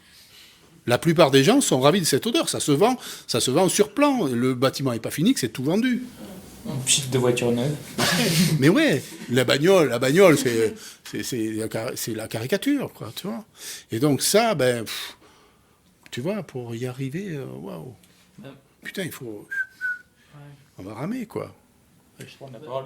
Oui, mais comme ça se rejoignait. En fait, je voulais juste rejoindre ce que disait Corentin par rapport à l'objectif qu'on se donne. C'est toujours avec cette vision aussi que nous, on a quand on intervient sur les projets et auprès des clients. C'est cette notion justement de préserver, déjà préserver les bâtiments aussi. C'est vrai que nous, quand on voit un bâtiment justement qui est beau, sans parler juste de toute la matière qui est à l'intérieur, c'est de sensibiliser déjà là-dessus. Et donc ça, on ferait déjà un bel effort si on arrivait à faire un maximum sur cette partie-là. Après, un autre objectif, c'est vraiment d'amener justement à cette réduction des déchets, réduction d'extraction de ressources. Et forcément, on a cet œil de massifier au mieux, forcément sans forcer, en sensibilisant. Et nous, ce qu'on voit, ce qui fonctionne le mieux, c'est de montrer. En fait, quand on a vraiment des projets qui se réalisent ou des acteurs qui sont pertinents dans ce qu'ils vont faire, le fait de montrer, et là c'est très bien d'ailleurs les journées de l'architecture, parce que souvent c'est des visites, les gens peuvent voir, peuvent même faire, voilà, peut-être qu'on arrivera à sensibiliser à ce que la pilule passe un petit peu mieux aussi, et éventuellement élargir aussi la démarche. Je suis complètement d'accord. Non, et moi, il y avait autre chose que je voulais dire qui ça m'a fait penser à ça, mais du coup, ça dévie un peu la discussion. Mais sur la question de réussir à faire baisser la consommation lorsqu'on produit des bâtiments, il y a bien évidemment aussi le sujet des matériaux biosourcés, des matériaux géosourcés, merci. Et donc peut-être que sur la question de l'esthétique du réemploi, il y a aussi cette notion de savoir comment on va l'articuler avec des techniques biosourcées, géosourcées, puisque en fait, ça n'a pas de sens de vouloir forcément faire du réemploi et uniquement du réemploi à 100%. Ou alors c'est vraiment des projets qui ont pour but d'être démonstratifs et d'être vraiment porte-étendard entre guillemets, mais sinon c'est plus se forcer à le faire qu'autre chose. Donc c'est peut-être aussi comment on arrive à lier le réemploi aux autres méthodes qu'on a pour diminuer justement ces aspects-là. Ouais, je voulais juste mettre les choses en perspective. Je vais donner des chiffres suisses, mais je crois qu'en France, faudrait faire le calcul, mais c'est peut-être similaire. Donc en Suisse, on démolit 6 à 7 fois moins que ce qu'on construit en termes de quantité de matériaux. Donc les 260 millions, c'est beaucoup moins, mais je crois que par personne, c'est plus ou moins la même chose qu'en France. Et donc ça veut dire que même si on réemploie tous les déchets qui sont produits par les activités de démolition, on n'arrivera à remplacer qu'un septième de la demande des nouvelles constructions, des transformations, etc. Donc effectivement, si on prend la question par ce biais-là, effectivement, donc d'abord il faut éviter de réduire cette quantité qui est démolie, qui est transformée, c'est la première stratégie. Et puis effectivement, le réemploi, ce n'est qu'une des solutions parmi l'entièreté des solutions nécessaires. Et en fait, c'est la grande masse de ces déchets, ce sont des déchets inertes, c'est du béton, c'est de la pierre, c'est de la brique. Ce ne sont pas nécessairement des matériaux qui sont visibles, parce qu'on va venir remettre une isolation par-dessus, on va venir remettre un crépi ou bien une couleur. Et donc, ce sont des matériaux qui qui peuvent s'affranchir de toute question de plastique ou d'esthétique même. Il y a un langage constructif qui est comme là, on construit pas, enfin avec des déchets de béton, avec des déchets de briques, de pierre, on construit d'une certaine manière, mais ce bâtiment-ci pourrait être fait de déchets de béton et de briques sans qu'on le sache. Ce n'est pas le cas, on n'en sait rien, mais on ne doit pas nécessairement le savoir. Et si la qualité est garantie, alors on devrait espérer que les grandes sociétés de promotion immobilière, les grandes entreprises de construction s'approprient également ces matériaux de réemploi en masse, en volume, de manière cachée, peut-être de manière dégueulasse en termes de point de vue plastique, esthétique, mais que ce matériau soit malgré tout réemployé. Ouais. Et là, c'est une question de qualité et de garantie aussi. Ouais. J'avais une question. Donc la question tout à l'heure, j'ai entendu donner envie, rendre désirable, l'exemplarité des modèles. Sur ce bâtiment-là, vous avez des retours, par exemple, sur des retours d'expérience. Tout simplement parce que moi j'ai en tête un bâtiment dont j'ai plus le nom, qui était une maison d'habitation faite en espèce d'échantillon de moquette. Je ne sais plus comment il s'appelle. C'est Mowgli. Ouais. Rural Studio. Ouais, et où il y a eu, oui, voilà, merci, et où il y avait des retours, et effectivement l'image n'est pas, comment dire, c'est pas complètement, il n'y a pas une adhésion totale quand même à ce genre de projet. Donc pour certains, comme tu disais à un moment donné, boboisé, ça peut être, c'est super, c'est un exemple, voilà, à faire. Mais pour autant, est-ce que les gens ont envie d'y habiter ? Je ne sais pas si l'exemple de Mowgli dans ce cas-là il est bien parce que si tu veux le but, c'était de construire avec zéro, quoi. Et de toute façon, c'est ce que fait Mowgli. Il construit avec rien. Et il y avait et il a produit une maison qui coûte rien. Et donc, en ne coûtant rien, c'est déjà c'est déjà une prouesse, quoi. C'est déjà une prouesse, ouais. Oui. Non, c'est sûr. Après, pour essayer de répondre, j'ai bien dit essayer, parce qu'on n'a pas fait d'enquête ou de quoi, donc je pourrais pas. Mais c'est vrai que ça serait intéressant. Mais d'un point de vue plus empirique, on va dire, enfin voilà, les discussions que j'ai avec les gens, j'ai l'impression que les gens aiment bien l'esthétique qu'il y a ici, et je pense que c'est aussi lié au fait que les trois personnes qui ont monté le lieu ont aussi, enfin, je veux dire, dans la déco, nous, c'est pas nous qui avons fait la déco. D'ailleurs, nous, on serait pas forcément allé dans ce sens-là sur certaines choses qu'on trouve qui marchent très bien finalement. Donc eux, ils ont été très moteurs là-dessus aussi, et donc ça rejoint aussi la question que il faut aussi qu'il y ait des maîtres d'ouvrage qui soient moteurs sur ces questions-là, parce que ça peut pas venir que des concepteurs. Mais en tout cas, voilà, le retour qu'on a, il est positif. Après, le retour qu'on a, il est sur des gens qui sont intéressés par ce type d'endroit, ou expérimental, culturel, etc. J'imagine qu'il doit y avoir un certain public qui, en venant ici, doivent pas du tout aimer, parce que justement, ça va leur rappeler l'esthétique plus ZAD. Enfin là, en plus, aujourd'hui, en venant, on a vu qu'il y avait plein de choses, parce qu'ils avaient un événement hier soir, donc ils ont plein de choses dans le jardin, etc. Donc il y a des choses qui, à mon avis, chez certaines personnes, vont apporter un aspect négatif, mais le retour des gens que moi en tout cas personnellement je côtoie, il est très positif. Les gens du port du Rhin, tu vois, les gens des bâtiments que je citais tout à l'heure, ils vont pas venir ici, quoi, je pense. Enfin. Et moi je voulais juste faire peut-être un petit parallèle entre l'esthétisme et l'ambiance ou l'atmosphère qu'on souhaite donner. Et là j'ai envie de dire, alors ce bâtiment ou peut-être d'autres, se dire si on l'avait fait avec des matériaux neufs, est-ce que finalement, ça aurait pu quand même ressembler à ça aussi et donner cette ambiance ? Et parfois, le réemploi et l'esthétisme qu'on souhaite lui donner, c'est peut-être ça aussi. C'est peut-être une ambiance qu'on souhaite donner. Je suis pas. Enfin, si j'ai bien compris ce que tu dis, je pense que l'ambiance serait pas la même, très clairement. Je pense que ce serait très différent. Et c'est un peu ça que je disais dans le fait que je trouve que justement l'équipe qui gère ce lieu a réussi à s'approprier justement les aspects du réemploi et à développer une esthétique liée à ça en fait aussi. Et Corentin, au final, tout à l'heure, tu n'avais pas répondu sur comment avait été reçue la passerelle dans le Valais. Donc justement, pour comparer par rapport à Loré, où Loré, il faut quand même venir jusqu'à Loré. Donc c'est pas forcément tous les Strasbourgeois. Je pense que la passerelle, elle a croisé plus de public. Oui, mais j'ai donné la réponse que je pouvais donner en fait. Parce que je n'ai aucune idée de comment les habitants locaux l'ont perçu. Je pense qu'on avait mis un panneau à côté de la passerelle pour expliquer que c'était issu de béton de réemploi. Mais je pense que personne ne se disait c'est pas mal, c'est différent d'habitude. Donc je pense pas qu'il y ait vraiment une réaction. Ouais, c'est ça, il pourrait y avoir un article, la passerelle moche de. Non, il y a J'ai pas eu dit ça. qu'elle était moche. Moi, En tout cas, on m'a rien montré à ce sujet. Mais non, Ou alors du tyrambi. Non, les choses qui ont été publiées, c'est par rapport au discours et à l'histoire et aux raisons de la passerelle, mais par rapport à la manière dont c'est perçu, rien du tout. Le seul retour que l'on a, ce sont ces architectes qui maintenant veulent montrer cet aspect terracotta, et parce que c'est ça qui leur plaît dans la démarche.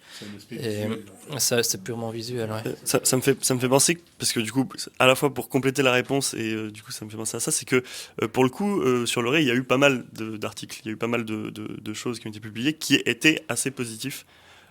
Et par contre, et ça c'est peut-être assez intéressant, c'est que il me semble pas, après j'ai pas souvenir d'avoir lu tous les articles très précisément, mais il me semble pas que la question du réemploi ait été abordée vraiment dans ces articles-là. Et par contre, ça parlait d'une esthétique maritime, sympa, rafraîchissante, etc. Mais finalement, donc ça rejoint peut-être aussi la question de l'ambiance dont tu parlais, mais finalement, la question purement de l'esthétique n'était pas mise en avant, ou pas... Peut-être que le journaliste n'était pas au fait de l'architecture. Non, mais ça arrive quand même aussi. Ou peut-être qu'au final, c'est pas si important que ça. Bah, c'était justement la première partie, c'était pour savoir si assumer ou pas le réemploi, ça avait un sens ou non.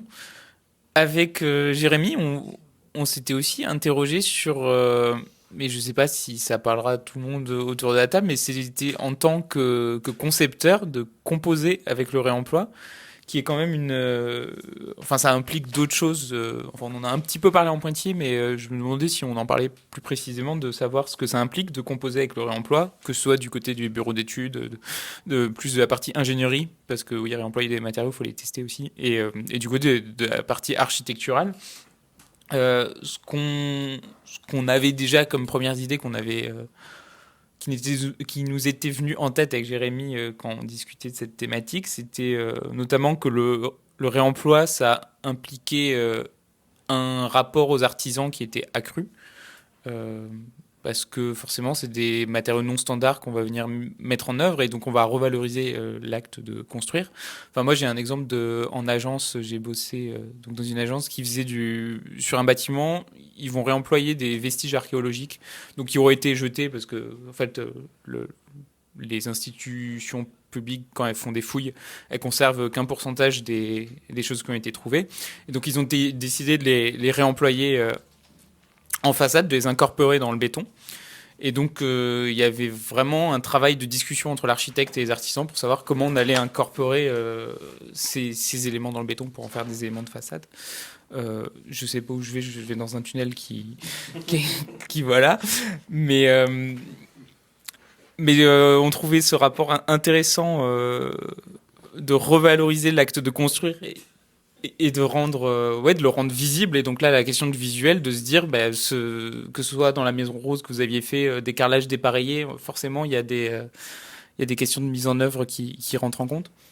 On avait aussi la question de, comme ces matériaux de réemploi sont non standards, on était parti du principe qu'une méthode pour incorporer du réemploi dans la plupart des projets, par exemple, c'était de concevoir en trame et de pouvoir justement jouer avec l'esthétique de la trame et de venir faire des perturbations dans la trame à travers des éléments de réemploi. Voilà, ça c'était des pistes de réflexion qu'on avait, mais je ne sais pas si ça vous inspire des réponses ou si... Moi, ça m'inspire pas mal de choses, mais en même temps, j'avais préparé avec toi.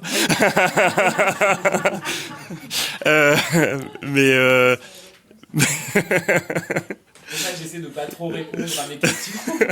mais pour reprendre l'exemple que tu disais sur la Maison Rose où on avait mis du carrelage de réemploi, ce qui avait été intéressant, c'est qu'en fait, pour expliquer un petit peu le projet, on avait différents petits gisements de carrelage de réemploi qui en fait étaient pas utilisables individuellement, donc on a été obligé de composer avec. Donc quand on fait de la mosaïque, c'est ce qu'on fait. Hein, on compose avec des morceaux, soit qu'on casse nous-mêmes, soit que des fois on a déjà des morceaux cassés. Et là, du coup, on avait travaillé. En fait, on avait quand même certains types de carrelage, de dimensions. Et donc, du coup, on avait travaillé sur un calpinage justement du carrelage pour que utiliser tous les types de dimensions et pouvoir faire le plus de surface en utilisant tous les carrelages. Et ce qui avait été intéressant par rapport à l'acte des artisans, donc ça avait été fait, c'était aussi avec Boma d'ailleurs, ce projet, ça avait été fait en fait en chantier participatif avec des participants où pour le coup, on leur avait laissé le choix de choisir quel élément de carrelage de quelle couleur ils devaient mettre à quel endroit. C'est-à-dire qu'on leur avait dit, là, tu mettras un élément de telle dimension, mais les couleurs, tu peux les choisir. Donc du coup, il y avait cette liberté, mais qui est pas forcément que propre au réemploi. Je pense qu'il y a des exemples dans l'architecture où des fois on va laisser les artisans décider de certains agencements de choses et les laisser faire sur le chantier. Enfin, j'ai plus en tête d'exemples, mais je me souviens que j'en ai déjà vu pas mal des projets de ce type-là. Donc voilà, mais en tout cas, c'était assez intéressant de travailler ce calpinage avec ces carrelages différents. C'était quelque chose qui nous avait pas mal inspiré sur des questions de comment réemployer des choses de dimensions différentes, justement. Et ça me fait penser à un autre truc dont on avait discuté, mais promis, je fais pas les questions-réponses, mais Non, mais on voit que ça a été bien préparé. Merci. C'est que tu me parlais justement parce que ces zones justement de liberté dans le calpinage, tu m'avais parlé d'un projet de rotor où pour un permis de construire, sur la façade, ils avaient fait une zone en pointillé en disant en fonction des matériaux disponibles, etc. Donc je ne sais pas si c'est plus pour toi, Sabrina, par exemple, ou pas. Mais comment on peut gérer ces zones d'ombre, justement, dans les projets? Cette part de conception qui va être fait sur le chantier, parce que de nos jours, avec les normes, avec les bureaux de contrôle, etc., on aime bien quand même tout planifier bien en avance et bien vérifier que ça marche. Ouais, alors je vais pas forcément dérouler toute notre méthodologie, mais effectivement, nous, on va plutôt... quand on va voir des matériaux qui à nos yeux sont peut-être potentiellement réemployables, etc., on va donner une inspiration, et cette inspiration, on va avoir en tête qu'il faut que ce soit techniquement faisable. On va déjà aussi avoir en tête que, nous, dans notre méthode, on appelle ça la faisabilité. Donc on va vraiment travailler aussi là-dessus, sur l'aspect budget, économique, etc. Donc finalement, c'est vraiment amener l'inspiration via ce qu'on va pouvoir conseiller aussi. Et parfois, il y a des choses qui sont abandonnées en cours de route. Et dans ce cas-là, on va peut-être donner plus des solutions en se disant on va au moins se cantonner à une solution, un matériau ou une technique ou autre, et on va aller dans ce sens-là. Et justement, je pense qu'on a aussi cette façon de faire aujourd'hui parce que pour ne pas brusquer complètement dans la démarche de réemploi et plutôt amener les choses étape par étape. Ouais, je crois qu'on a tous un petit peu peur de répondre parce qu'on ouvre un nouveau champ de discussion, ça va dans tous les sens, c'est une boîte de Pandore qui est là. Peut-être juste deux aspects, il y a effectivement la question de la séquence qui change, donc dans tout le processus de conception, etc., du point de vue des architectes. On peut se poser la question, tiens, mais quand est-ce que cela fait sens de fixer le matériau qui va être réemployé?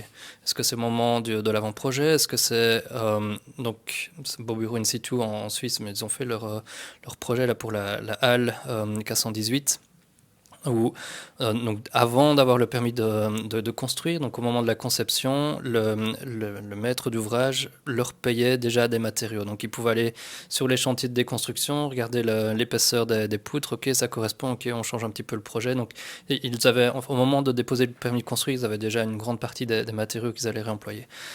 Ça, ce n'est pas faisable dans la plupart des cas, donc ça veut dire que les matériaux viennent plus tard, après le permis de construire, mais est-ce que c'est entre le moment du permis de construire et l'adjudication avec les entreprises de construction, bien est-ce que ce sont les entreprises de construction qui ont ce choix-là?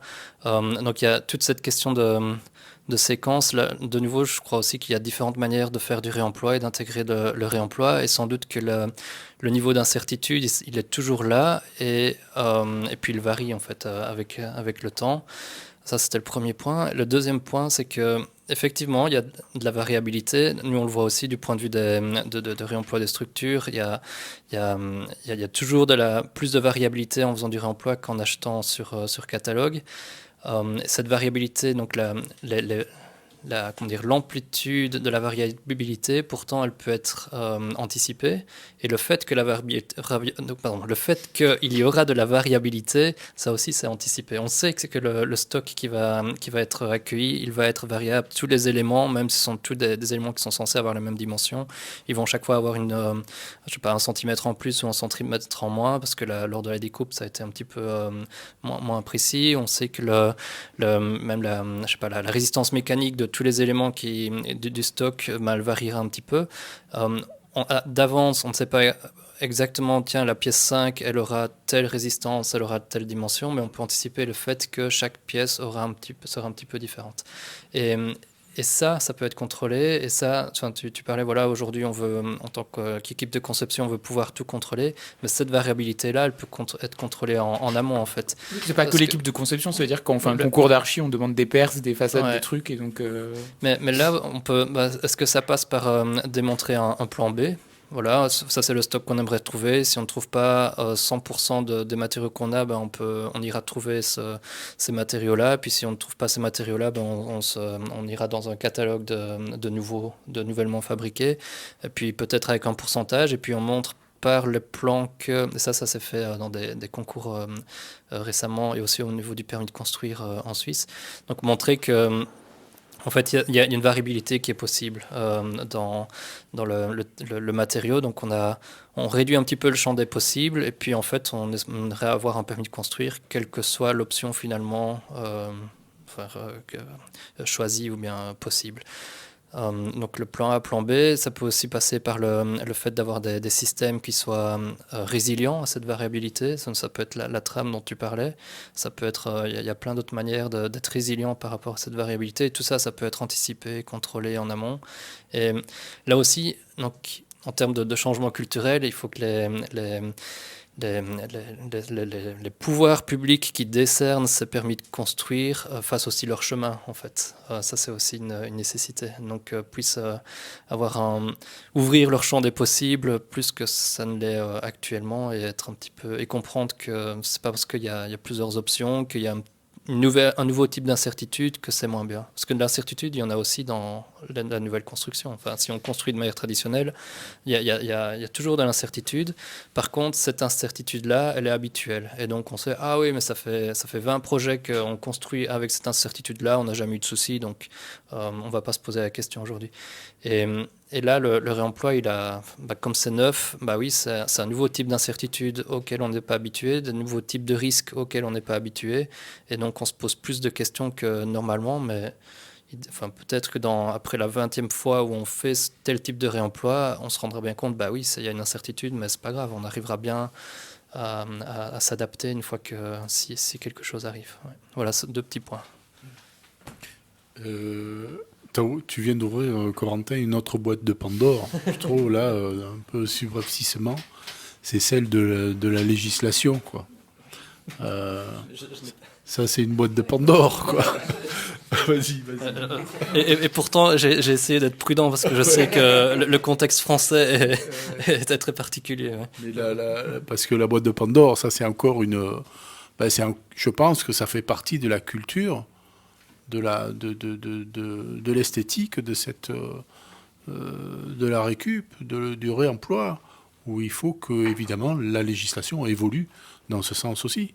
Parce qu'on ne peut pas appliquer la législation du béton, de l'acier et du verre à un bâtiment de réemploi. Donc là, évidemment, il y a des progrès qui sont à faire et qui doivent...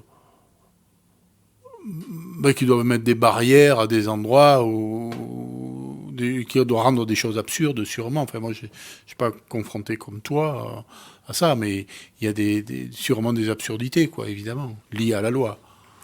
Oui, complètement. Bon, après, du coup, voilà, aujourd'hui, le sujet, voilà. Ouais, ça, c'est un autre sujet, mais c'est vrai que, il faudrait que moi, pour avoir discuté avec des gens de loi au sein de la FERED, justement, pour toutes ces histoires de matériaux biosourcés et autres, l'avocate que j'avais en face, elle me disait, fais tes trucs hors la loi. Et puis après, on fera la loi. Donc ça veut dire qu'il y a un truc, c'est là où je pense que c'est héroïque. Parce que tu fais un bâtiment qui est hors la loi, mais pour faire un bâtiment hors la loi, derrière, il y a l'assurance, il y a tout le truc. Et voilà, t'es pas assuré parce que tu es hors la loi et tout le truc. Donc, et en même temps, il faut le faire. Mais la loi, elle est toujours à la traîne, elle est toujours derrière, elle vient après, quoi. Ouais, c'est ça. Et j'allais juste apporter pour clôturer la partie assurantielle, parce que je pense que...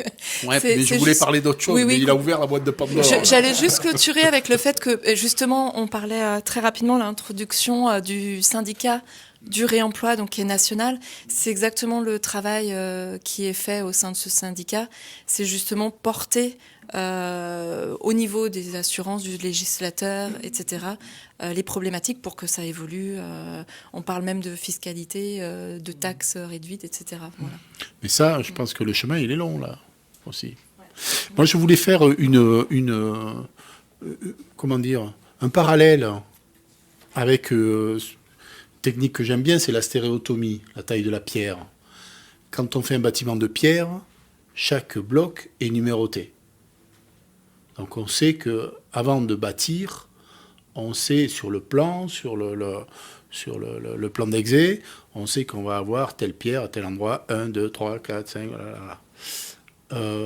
j'ai l'impression que le réemploi, c'est aussi ça. C'est-à-dire que j'ai un stock de 30 morceaux de terre cuite, de 30 pièces d'acier, et quand je fais mon plan, tac, tac, tac, tac, je les numérote, je les pose, et je les place, et je sais que sur mon plan d'exé, ils sont là.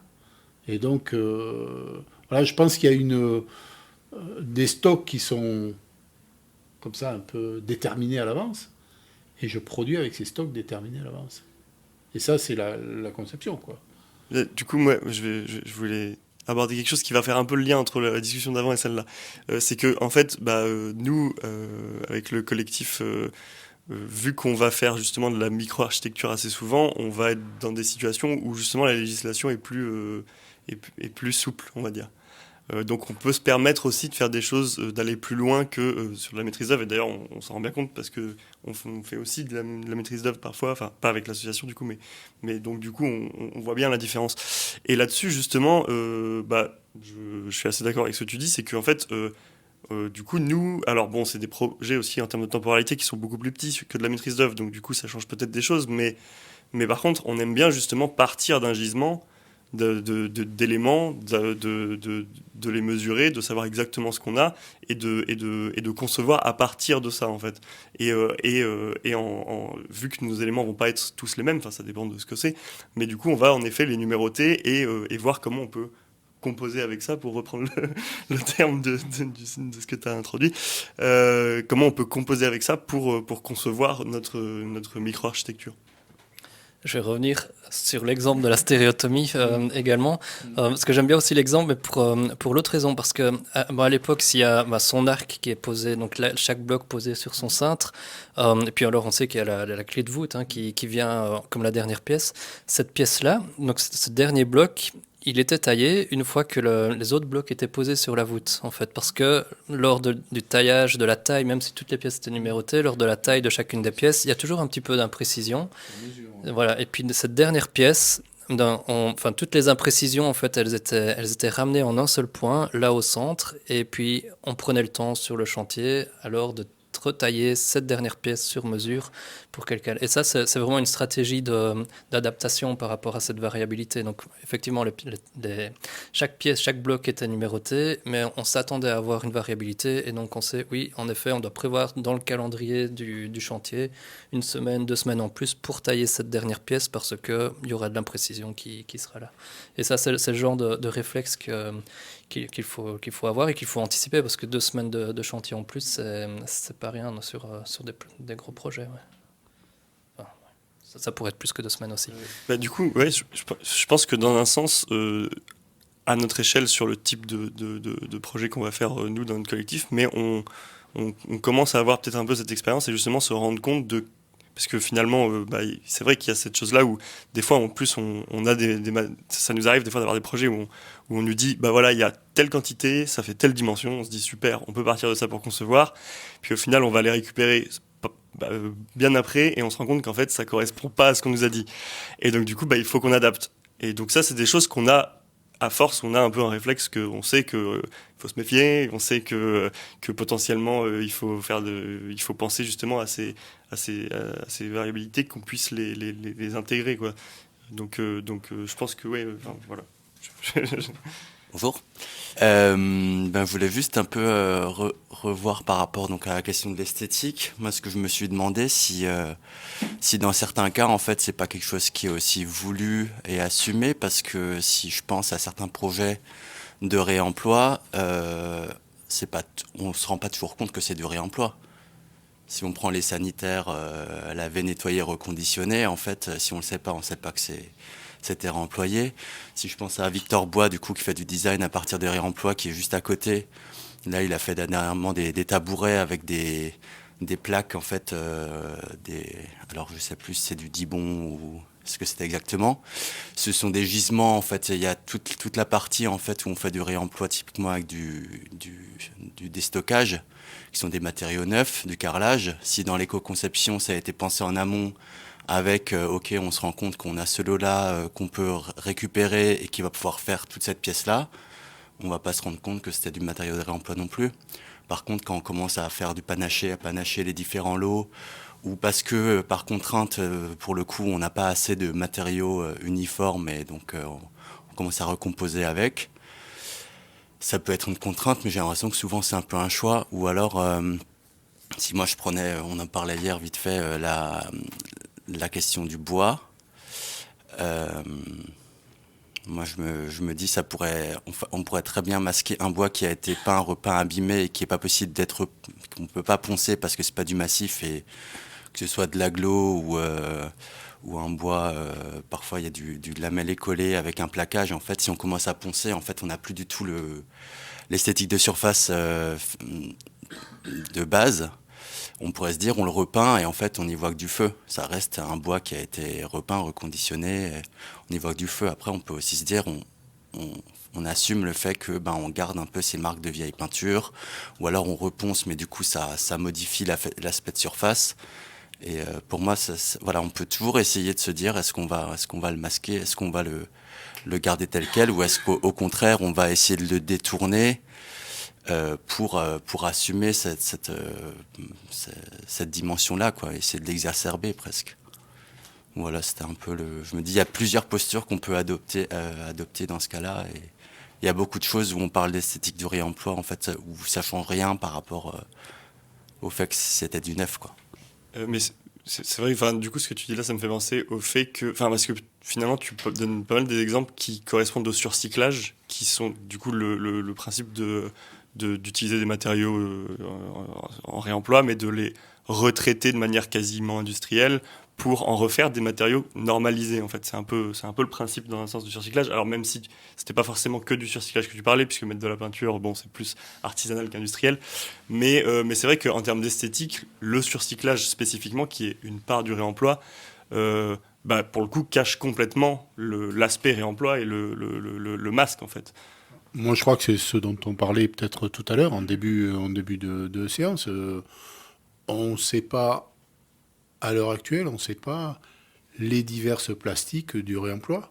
Et donc, on pourra avoir des aspects qui sont très transitoires, peut-être, avec une plastique des années 50 ou des années 30, voilà. Et puis des choses qui soient plus affirmées. Je ne sais pas, c'est à voir, quoi. C'est à créer, c'est à inventer. Après, à chacun, selon peut-être ses intuitions, ses impulsions, ses envies, de manifester ou pas le fait que ce soit réemployé. Mais non, il n'y a pas de... Je pense qu'il n'y a pas de recette encore. Ce que je voulais dire, pour rebondir, je crois que c'est Corentin qui avait parlé de ça, c'était que aussi faut convaincre les personnes non convaincues. Et par exemple, là, tous ici, je pense qu'on était déjà sensibilisés au réemploi. Et c'est toujours un peu comme ça pour des sujets pas forcément les plus populaires dans l'espace public. Et du coup, c'est pour ça aussi que le côté assumer le réemploi, ça peut être compliqué parce que il y a des personnes à qui ça va complètement déplaire et où ça peut presque même aller sur le fait qu'ils vont être encore moins convaincus parce que justement on voit trop cet aspect réemploi, patchwork, etc. Donc je pense que c'est vraiment important de penser, comme si ce bâtiment-là, il avait été réemployé avec des briques, des matériaux structurels. Aujourd'hui, là, on ne le voit pas parce que ça a été plaqué, peint, etc. C'est aussi bien, je pense, de penser à ça et au fait de dissimuler, même si c'est peut-être pas... ça dépend aux valeurs qu'on porte. Est-ce qu'on a envie de montrer qu'on a réemployé, qu'on a réussi à le faire ? Il faut aussi penser à tous les publics, quoi. Et je pense que c'est important pour convaincre et que ça puisse aller dans le bon sens. Dans l'histoire de l'architecture, tout ce qui est arrivé de manière, tout ce qui a été mutation dans l'histoire de l'architecture, c'est arrivé de manière hyper affirmée, toujours. Donc après, il y a des gens qui font toujours des mix, il y en a toujours. Mais les exemples qu'on garde, que l'histoire de l'architecture garde, ce sont ceux qui sont assez intransigeants, de manière générale. Non, tu vas contredire. Je crois que cette manière d'évoluer est propre au XXe siècle. D'être intransigeant ? Que le modèle a été amené par quelqu'un et puis alors il a servi de modèle et de repère au reste. Je crois qu'avant ça, l'évolution était beaucoup plus floue et sensible et progressive en fait. Si on regarde tout ce qui se passe, en tout cas avant le XVIIIe siècle, il n'y a pas une figure qui a été un petit peu radicalement différente de ce qui s'était fait avant. L'évolution s'est faite de manière progressive et commune. Ouais, moi, je contredis, là, mais bon, je sais pas, le baroque, quand tu vois le baroque, quand tu vois le gothique, le roman, clac, clac, il y a des exemplarités qui sont archétypales, qui sont, dont on se sert comme exemple, justement. Mais ça ne veut pas dire qu'il n'y a pas eu de l'in-between entre roman et gothique, évidemment, entre gothique et Renaissance. Quand tu vois le Duomo de Milan, par exemple, entre gothique et Renaissance, c'est un exemple unique et assez notoire de quelque chose de transitoire. Mais n'empêche que, on cite le Toronnet comme le roman, on cite... je sais pas, la flèche de Strasbourg, comme du gothique, il y a des choses qui sont emblématiques, quoi, voilà. C'est un peu ce que je veux dire, hein, mais ça veut pas dire que ça écarte le reste. Même la transition entre le roman et le gothique est quand même beaucoup plus fluide et souple ou continue même qu'une transition entre le Corbusier et puis une esthétique de bricolage. Elle se fait sur 3 siècles, quoi. Ouais. Alors que là, c'est sur 30 ans. Voilà. Non, c'est sûr. Moi, j'allais juste réagir aussi sur le fait de convaincre. Nous, on a tendance à vouloir convaincre et du coup, il faut aussi s'adapter au public qu'on a en face. Et peut-être que pour convaincre certains publics, ça va être justement d'assumer le réemploi sur certaines choses. À l'inverse, pour d'autres, ça va être de le cacher ou de le massifier. Et finalement, c'est jouer un peu le caméléon entre tout ce qu'il y a. Et notre... moi, je me dis que finalement, pour moi, le réemploi, ce serait bien que ce soit pas juste une valeur pour certaines personnes, mais que ça devienne vraiment un modèle. Quel que soit un petit peu le chemin qu'on peut prendre... avec tout le monde. Je peux encore juste un petit exemple. Parce que donc, en Suisse, il y a un des héros du réemploi, donc c'est le bureau Baubureau in situ, avec ce bâtiment emblématique. Puis ils ont eu d'autres commandes par la suite. Et les architectes cherchaient à se défaire de cette esthétique de bricolage volontairement. Mais par contre, ce sont les maîtres d'ouvrage qui sont revenus. Non, nous, vous nous montrez une façade régulière avec les fenêtres, on ne veut pas de ça. On dit oui, mais vous savez, c'est tout du réemploi aussi. Et puis, ça ne se voit pas, mais c'est du réemploi. Non, nous, on veut que ça se voit. Et, on veut donc que les fenêtres soient mises un petit peu en patchwork, et puis de manière aléatoire. Et donc, effectivement, il faut. L'adaptation peut aller dans les deux sens. Ouais. Après, ça s'appelle du maniérisme. Oui, Exactement. Et on aurait tendance à trop vite tomber dedans, en fait. Et ça serait dommage que le réemploi soit confiné à une sorte de maniérisme. Ouais. Est-ce que vous pouvez définir le maniérisme ? Le maniérisme, justement, c'est quand c'est quelque chose qui a... le baroque a dégénéré, a évolué en rococo. Le rococo, c'est du maniérisme du baroque. C'est quand ce qu'on a à l'heure actuelle, les maisons, on en parle avec Christelle, mais ces maisons cubes blancs, avec la grande baie vitrée, le toit terrasse, qui est un modèle en fait des années 30, et qui était dans les années 30 un modèle fait pour la salubrité des gens. C'était une architecture de la santé. Maintenant, ça devient une architecture de la maladie. Avec tous ces matériaux dégueulasses qui sont employés pour faire ça, on est en train d'empoisonner les gens. Alors, subrepticement, on ne les voit pas. Parce qu'on empoisonne l'air, on empoisonne la flotte, on empoisonne la terre, tout ça. Et ça devient ça devient une dégénérescence de cet exemple qui, dans les années 30, était vachement bien. Et ça, ça devient du maniérisme. Voilà, on fait du modernisme. Il y a des architectes qui ne veulent pas entendre parler de toiture en tuiles. Enfin, en tout cas, moi, quand j'ai fait mes études, c'était ça. Il fallait faire de la toiture terrasse obligatoire. Si tu faisais de la toiture en tuiles, tu étais un ringard. Bon, il y a des modèles comme ça qui sont... quand ils sont trop étirés, ça devient maniériste. Et au contraire, juste pour faire une petite blague, à Toulouse, il y a le contraire. Il y a des gens qui se battent contre l'architecture contemporaine avec un terme qui s'appelle l'architecture cassoulée que j'aime bien. Et ça date de peu. Tu vois, ça date d'il y a 20 ans, même pas. Et puis, le maniérisme par rapport au réemploi serait de faire du réemploi, ou d'essayer de créer une image de réemploi sans vraiment implémenter toutes les valeurs qui poussent tous les acteurs, actrices du réemploi actuellement, qui sont des valeurs sociales, qui sont des valeurs d'environnement, etc. Donc c'est juste avoir l'image d'un réemploi, parce que, pour l'image, seulement pour l'image. Ouais. En termes d'exemple de projet, il y a le Conseil de l'Europe qui est fait avec une façade tout en fenêtres, un patchwork de fenêtres. Sauf que c'est des fenêtres du coup qui symboliquement viennent de chaque pays d'Europe. Sauf qu'en termes d'empreinte carbone, c'est désastreux. Mais on vend ça comme du réemploi, alors que c'est autre chose en fait. C'est juste symbolique. C'est des fenêtres qui viennent d'un peu partout et on compose ensemble de manière fine. Mais par contre, chronologiquement, ce bâtiment a été construit avant que le réemploi soit en vogue. Donc, mais je suis d'accord.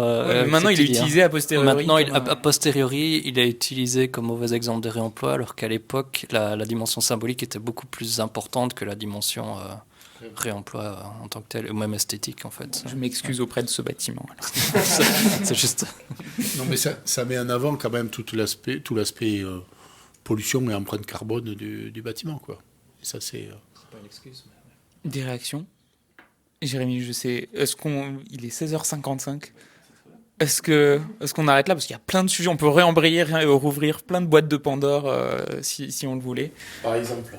Je peux donner des exemples. Vous en donne 3, ça qu'on réponde. Alors, pour donner un aperçu. Il y avait des ouvertures qui étaient Jérémy proposait sur l'esthétique des matériaux standardisés industriels.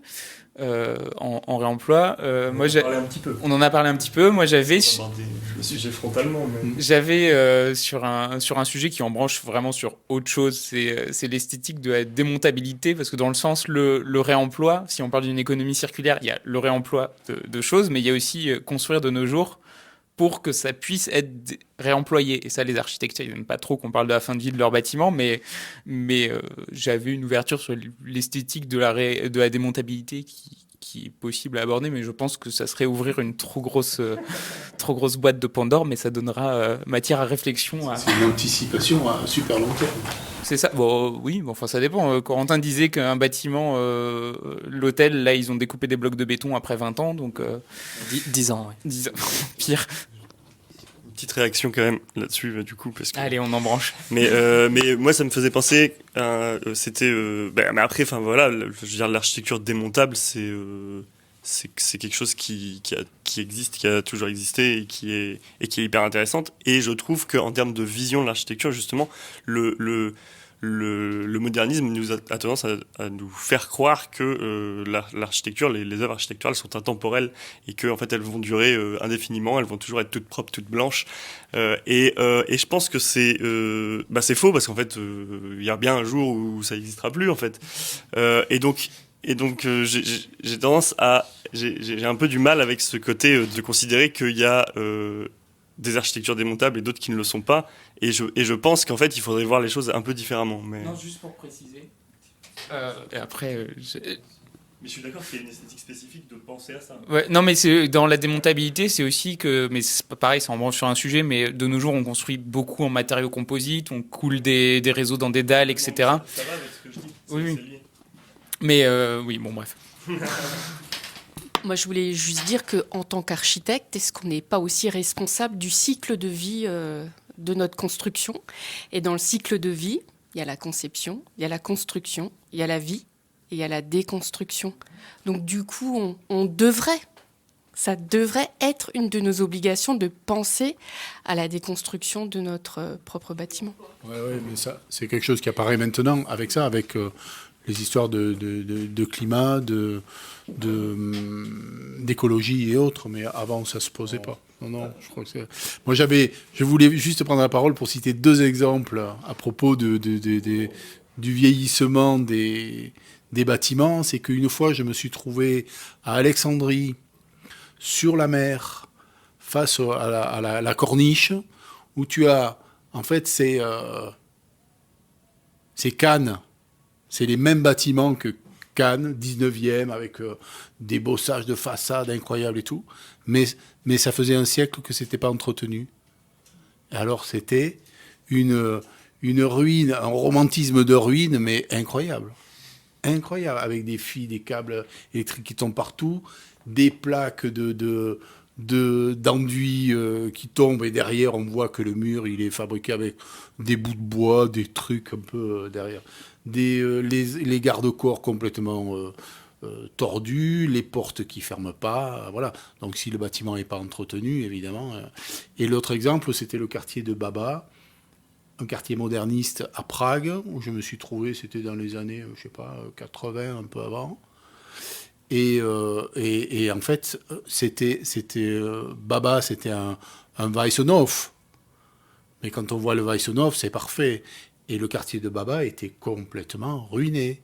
Donc les bâtiments modernistes étaient tout pareil, les enduits effondrés, les garde-corps qui n'existaient plus, les fenêtres éventrées. Enfin, tout était... ça n'avait plus rien à voir avec une architecture moderniste. Et ça, c'est intéressant de voir que, évidemment, si on n'entretient pas, l'érosion fait son boulot, quoi. Et par rapport à ça, moi, ça me fait penser à un autre exemple qui est justement une perception un peu différente du bâtiment et de l'entretien du bâtiment. Donc je reviens sur l'architecture japonaise, pour le coup traditionnelle, et moi j'avais vu ça quand j'ai eu la chance d'y aller. C'était sur l'île de Miyajima, donc c'est au large de Hiroshima. Il y a le temple de Miyajima qui en fait est sur pilotis au niveau de l'eau, et l'eau en fait monte et descend régulièrement, et donc du coup pour le bois c'est la pire des choses. Et résultat, le bois a tendance à pourrir, et du coup ils ont des assemblages, des sortes de tenons mortaises améliorées. Et en fait, ça fait 800 ans que ce temple existe, et 800 ans qu'il y a des gens qui changent les pieds, avec les pieds qui sont faits pour être démontés et changés et entretenus comme ça. Donc il y a une vision vis-à-vis de ça, il y a un rapport au vieillissement du bâtiment qui est très différent. Ils auraient peut-être dû construire le temple ailleurs. Hein. mais ce qui est rigolo, c'est qu'ils l'ont fait en anticipant ça et en décidant qu'ils allaient le traiter de cette manière-là. Donc c'est une volonté, quoi. Mais c'est aussi notre boîte de Pandore, mais ils l'ont fait pour d'autres raisons, en fait. C'est d'autres raisons qui sont les nôtres aujourd'hui, si on veut faire du réemploi. Et toute cette dimension symbolique de l'esthétique du réemploi, on n'en a pas parlé non plus, on aurait pu.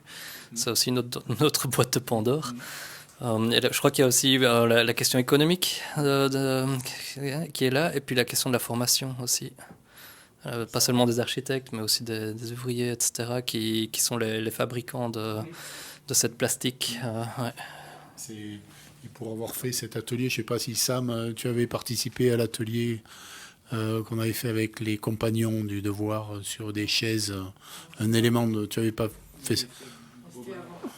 C'était avant, on avait fait cet atelier, donc je l'avais fait aussi à l'école d'archi, où les étudiants travaillaient avec un compagnon, et ils allaient chez Emmaüs récupérer du matériel, et ils devaient au bout d'une semaine produire une chaise, enfin une assise.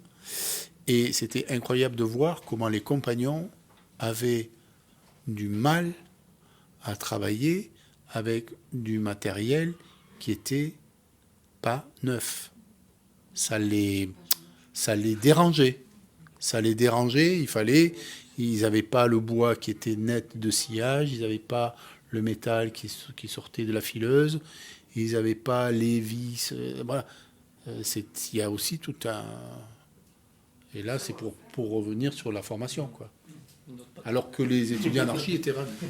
C'est tout à fait, c'est tout à fait ça. Et au-delà du savoir-faire, de la transformation, etc., il y a aussi à penser à développer des filières qui vont reconditionner. Donc ça, c'est aussi un grand sujet, justement, entre l'esthétisme, finalement, du propre, du beau pour replacer et pour quand même redéfinir un petit peu pour tout le monde le réemploi. Et ces filières-là, aujourd'hui, elles manquent encore beaucoup. Donc il y en a pas mal qui sont en développement. Et ça, c'est vrai que ça permettrait aussi de remettre des métiers, de réactualiser tout ça en dehors de la formation. Il y en a qui sont en perte de vitesse, parce que moi je côtoie des endroits où ils remplissent pas dans les compagnons, c'est pas les compagnons, mais les tailleurs de pierre, ils remplissent pas dans beaucoup de filières de CAP, de charpentier, etc., quoi. Et c'est extrêmement dommage.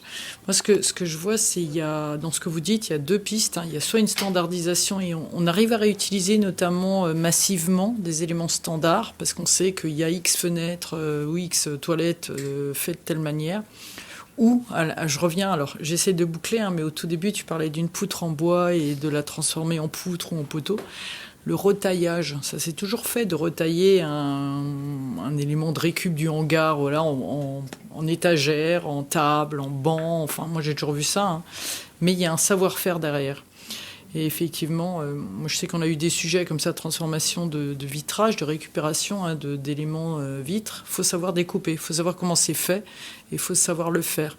Et je ne sais pas si aujourd'hui on sait le faire de manière standard, ou alors c'est effectivement les filières dont tu parlais qui se forment, quoi, enfin qui se transforment, parce que tous les gens qui sont capables de nous transformer des bacs acier, je sais pas moi, des tas d'éléments comme ça, des fenêtres en PVC, sont capables. Je ne sais pas si le matériel, le savoir-faire peut se transformer en fait en filière de je démonte les fenêtres, je les redécoupe, je les retransforme, quoi. Je ne sais pas s'ils y arriveront. Je crois qu'il faut répondre à la question vraiment au cas, par type de produit. Et puis vite, il y a aussi la question économique qui va revenir. Parce que oui, je crois qu'elles sont capables, mais à quel prix? Parce que ça prend plus de temps. Et puis, est-ce que c'est compétitif ou pas par rapport aux matériaux neufs? Du modèle économique de ces structures-là, effectivement, ça c'est très important. Et pour revenir juste à la première question sur la massification, donc c'est pas... La problématique aujourd'hui, c'est que la plupart des maîtrises d'ouvrage avec lesquelles on va travailler, elles sont souvent là pour nous dire on a du gisement. Par contre, c'est vrai que le fait de leur dire vous pouvez aussi intégrer votre gisement dans vos propres projets, là effectivement c'est plus délicat. Donc ça va se faire par touche quand ça se fait.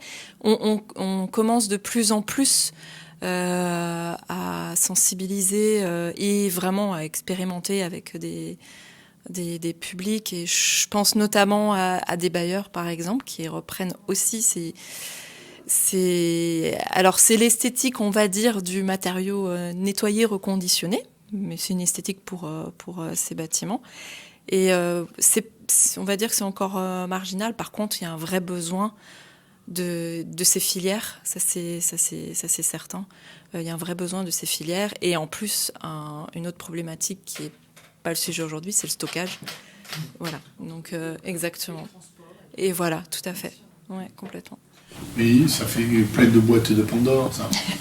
Ouais, Ça fait plein de moi j'avais envie de faire de dire 2-3 choses sur le point de vue économique, parce que déjà il y a cette notion que même si c'est pas forcément économiquement viable là, si l'esthétique elle met 300 ans à venir, peut-être que ça viendra au fur et à mesure avec aussi, mais en même temps préparer le terrain, ça peut permettre d'être plus résilient aussi dans un sens, donc je pense que voilà.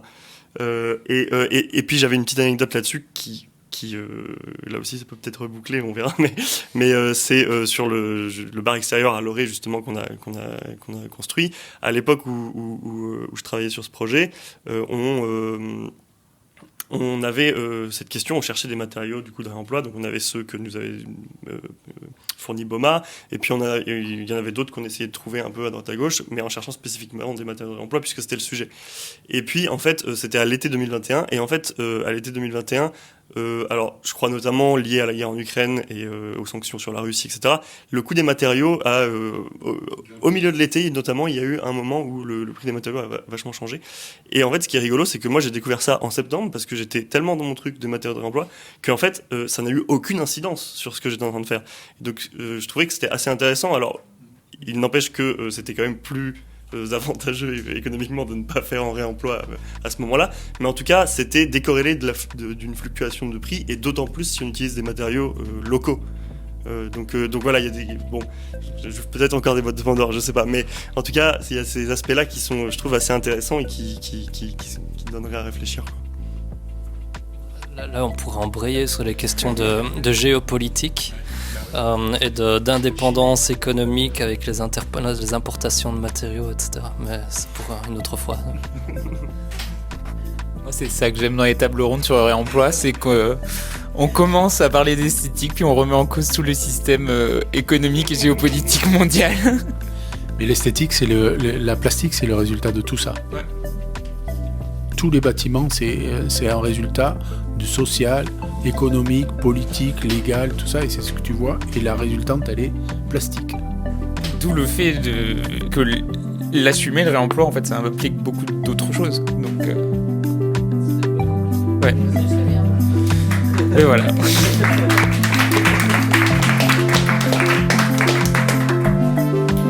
Très bien.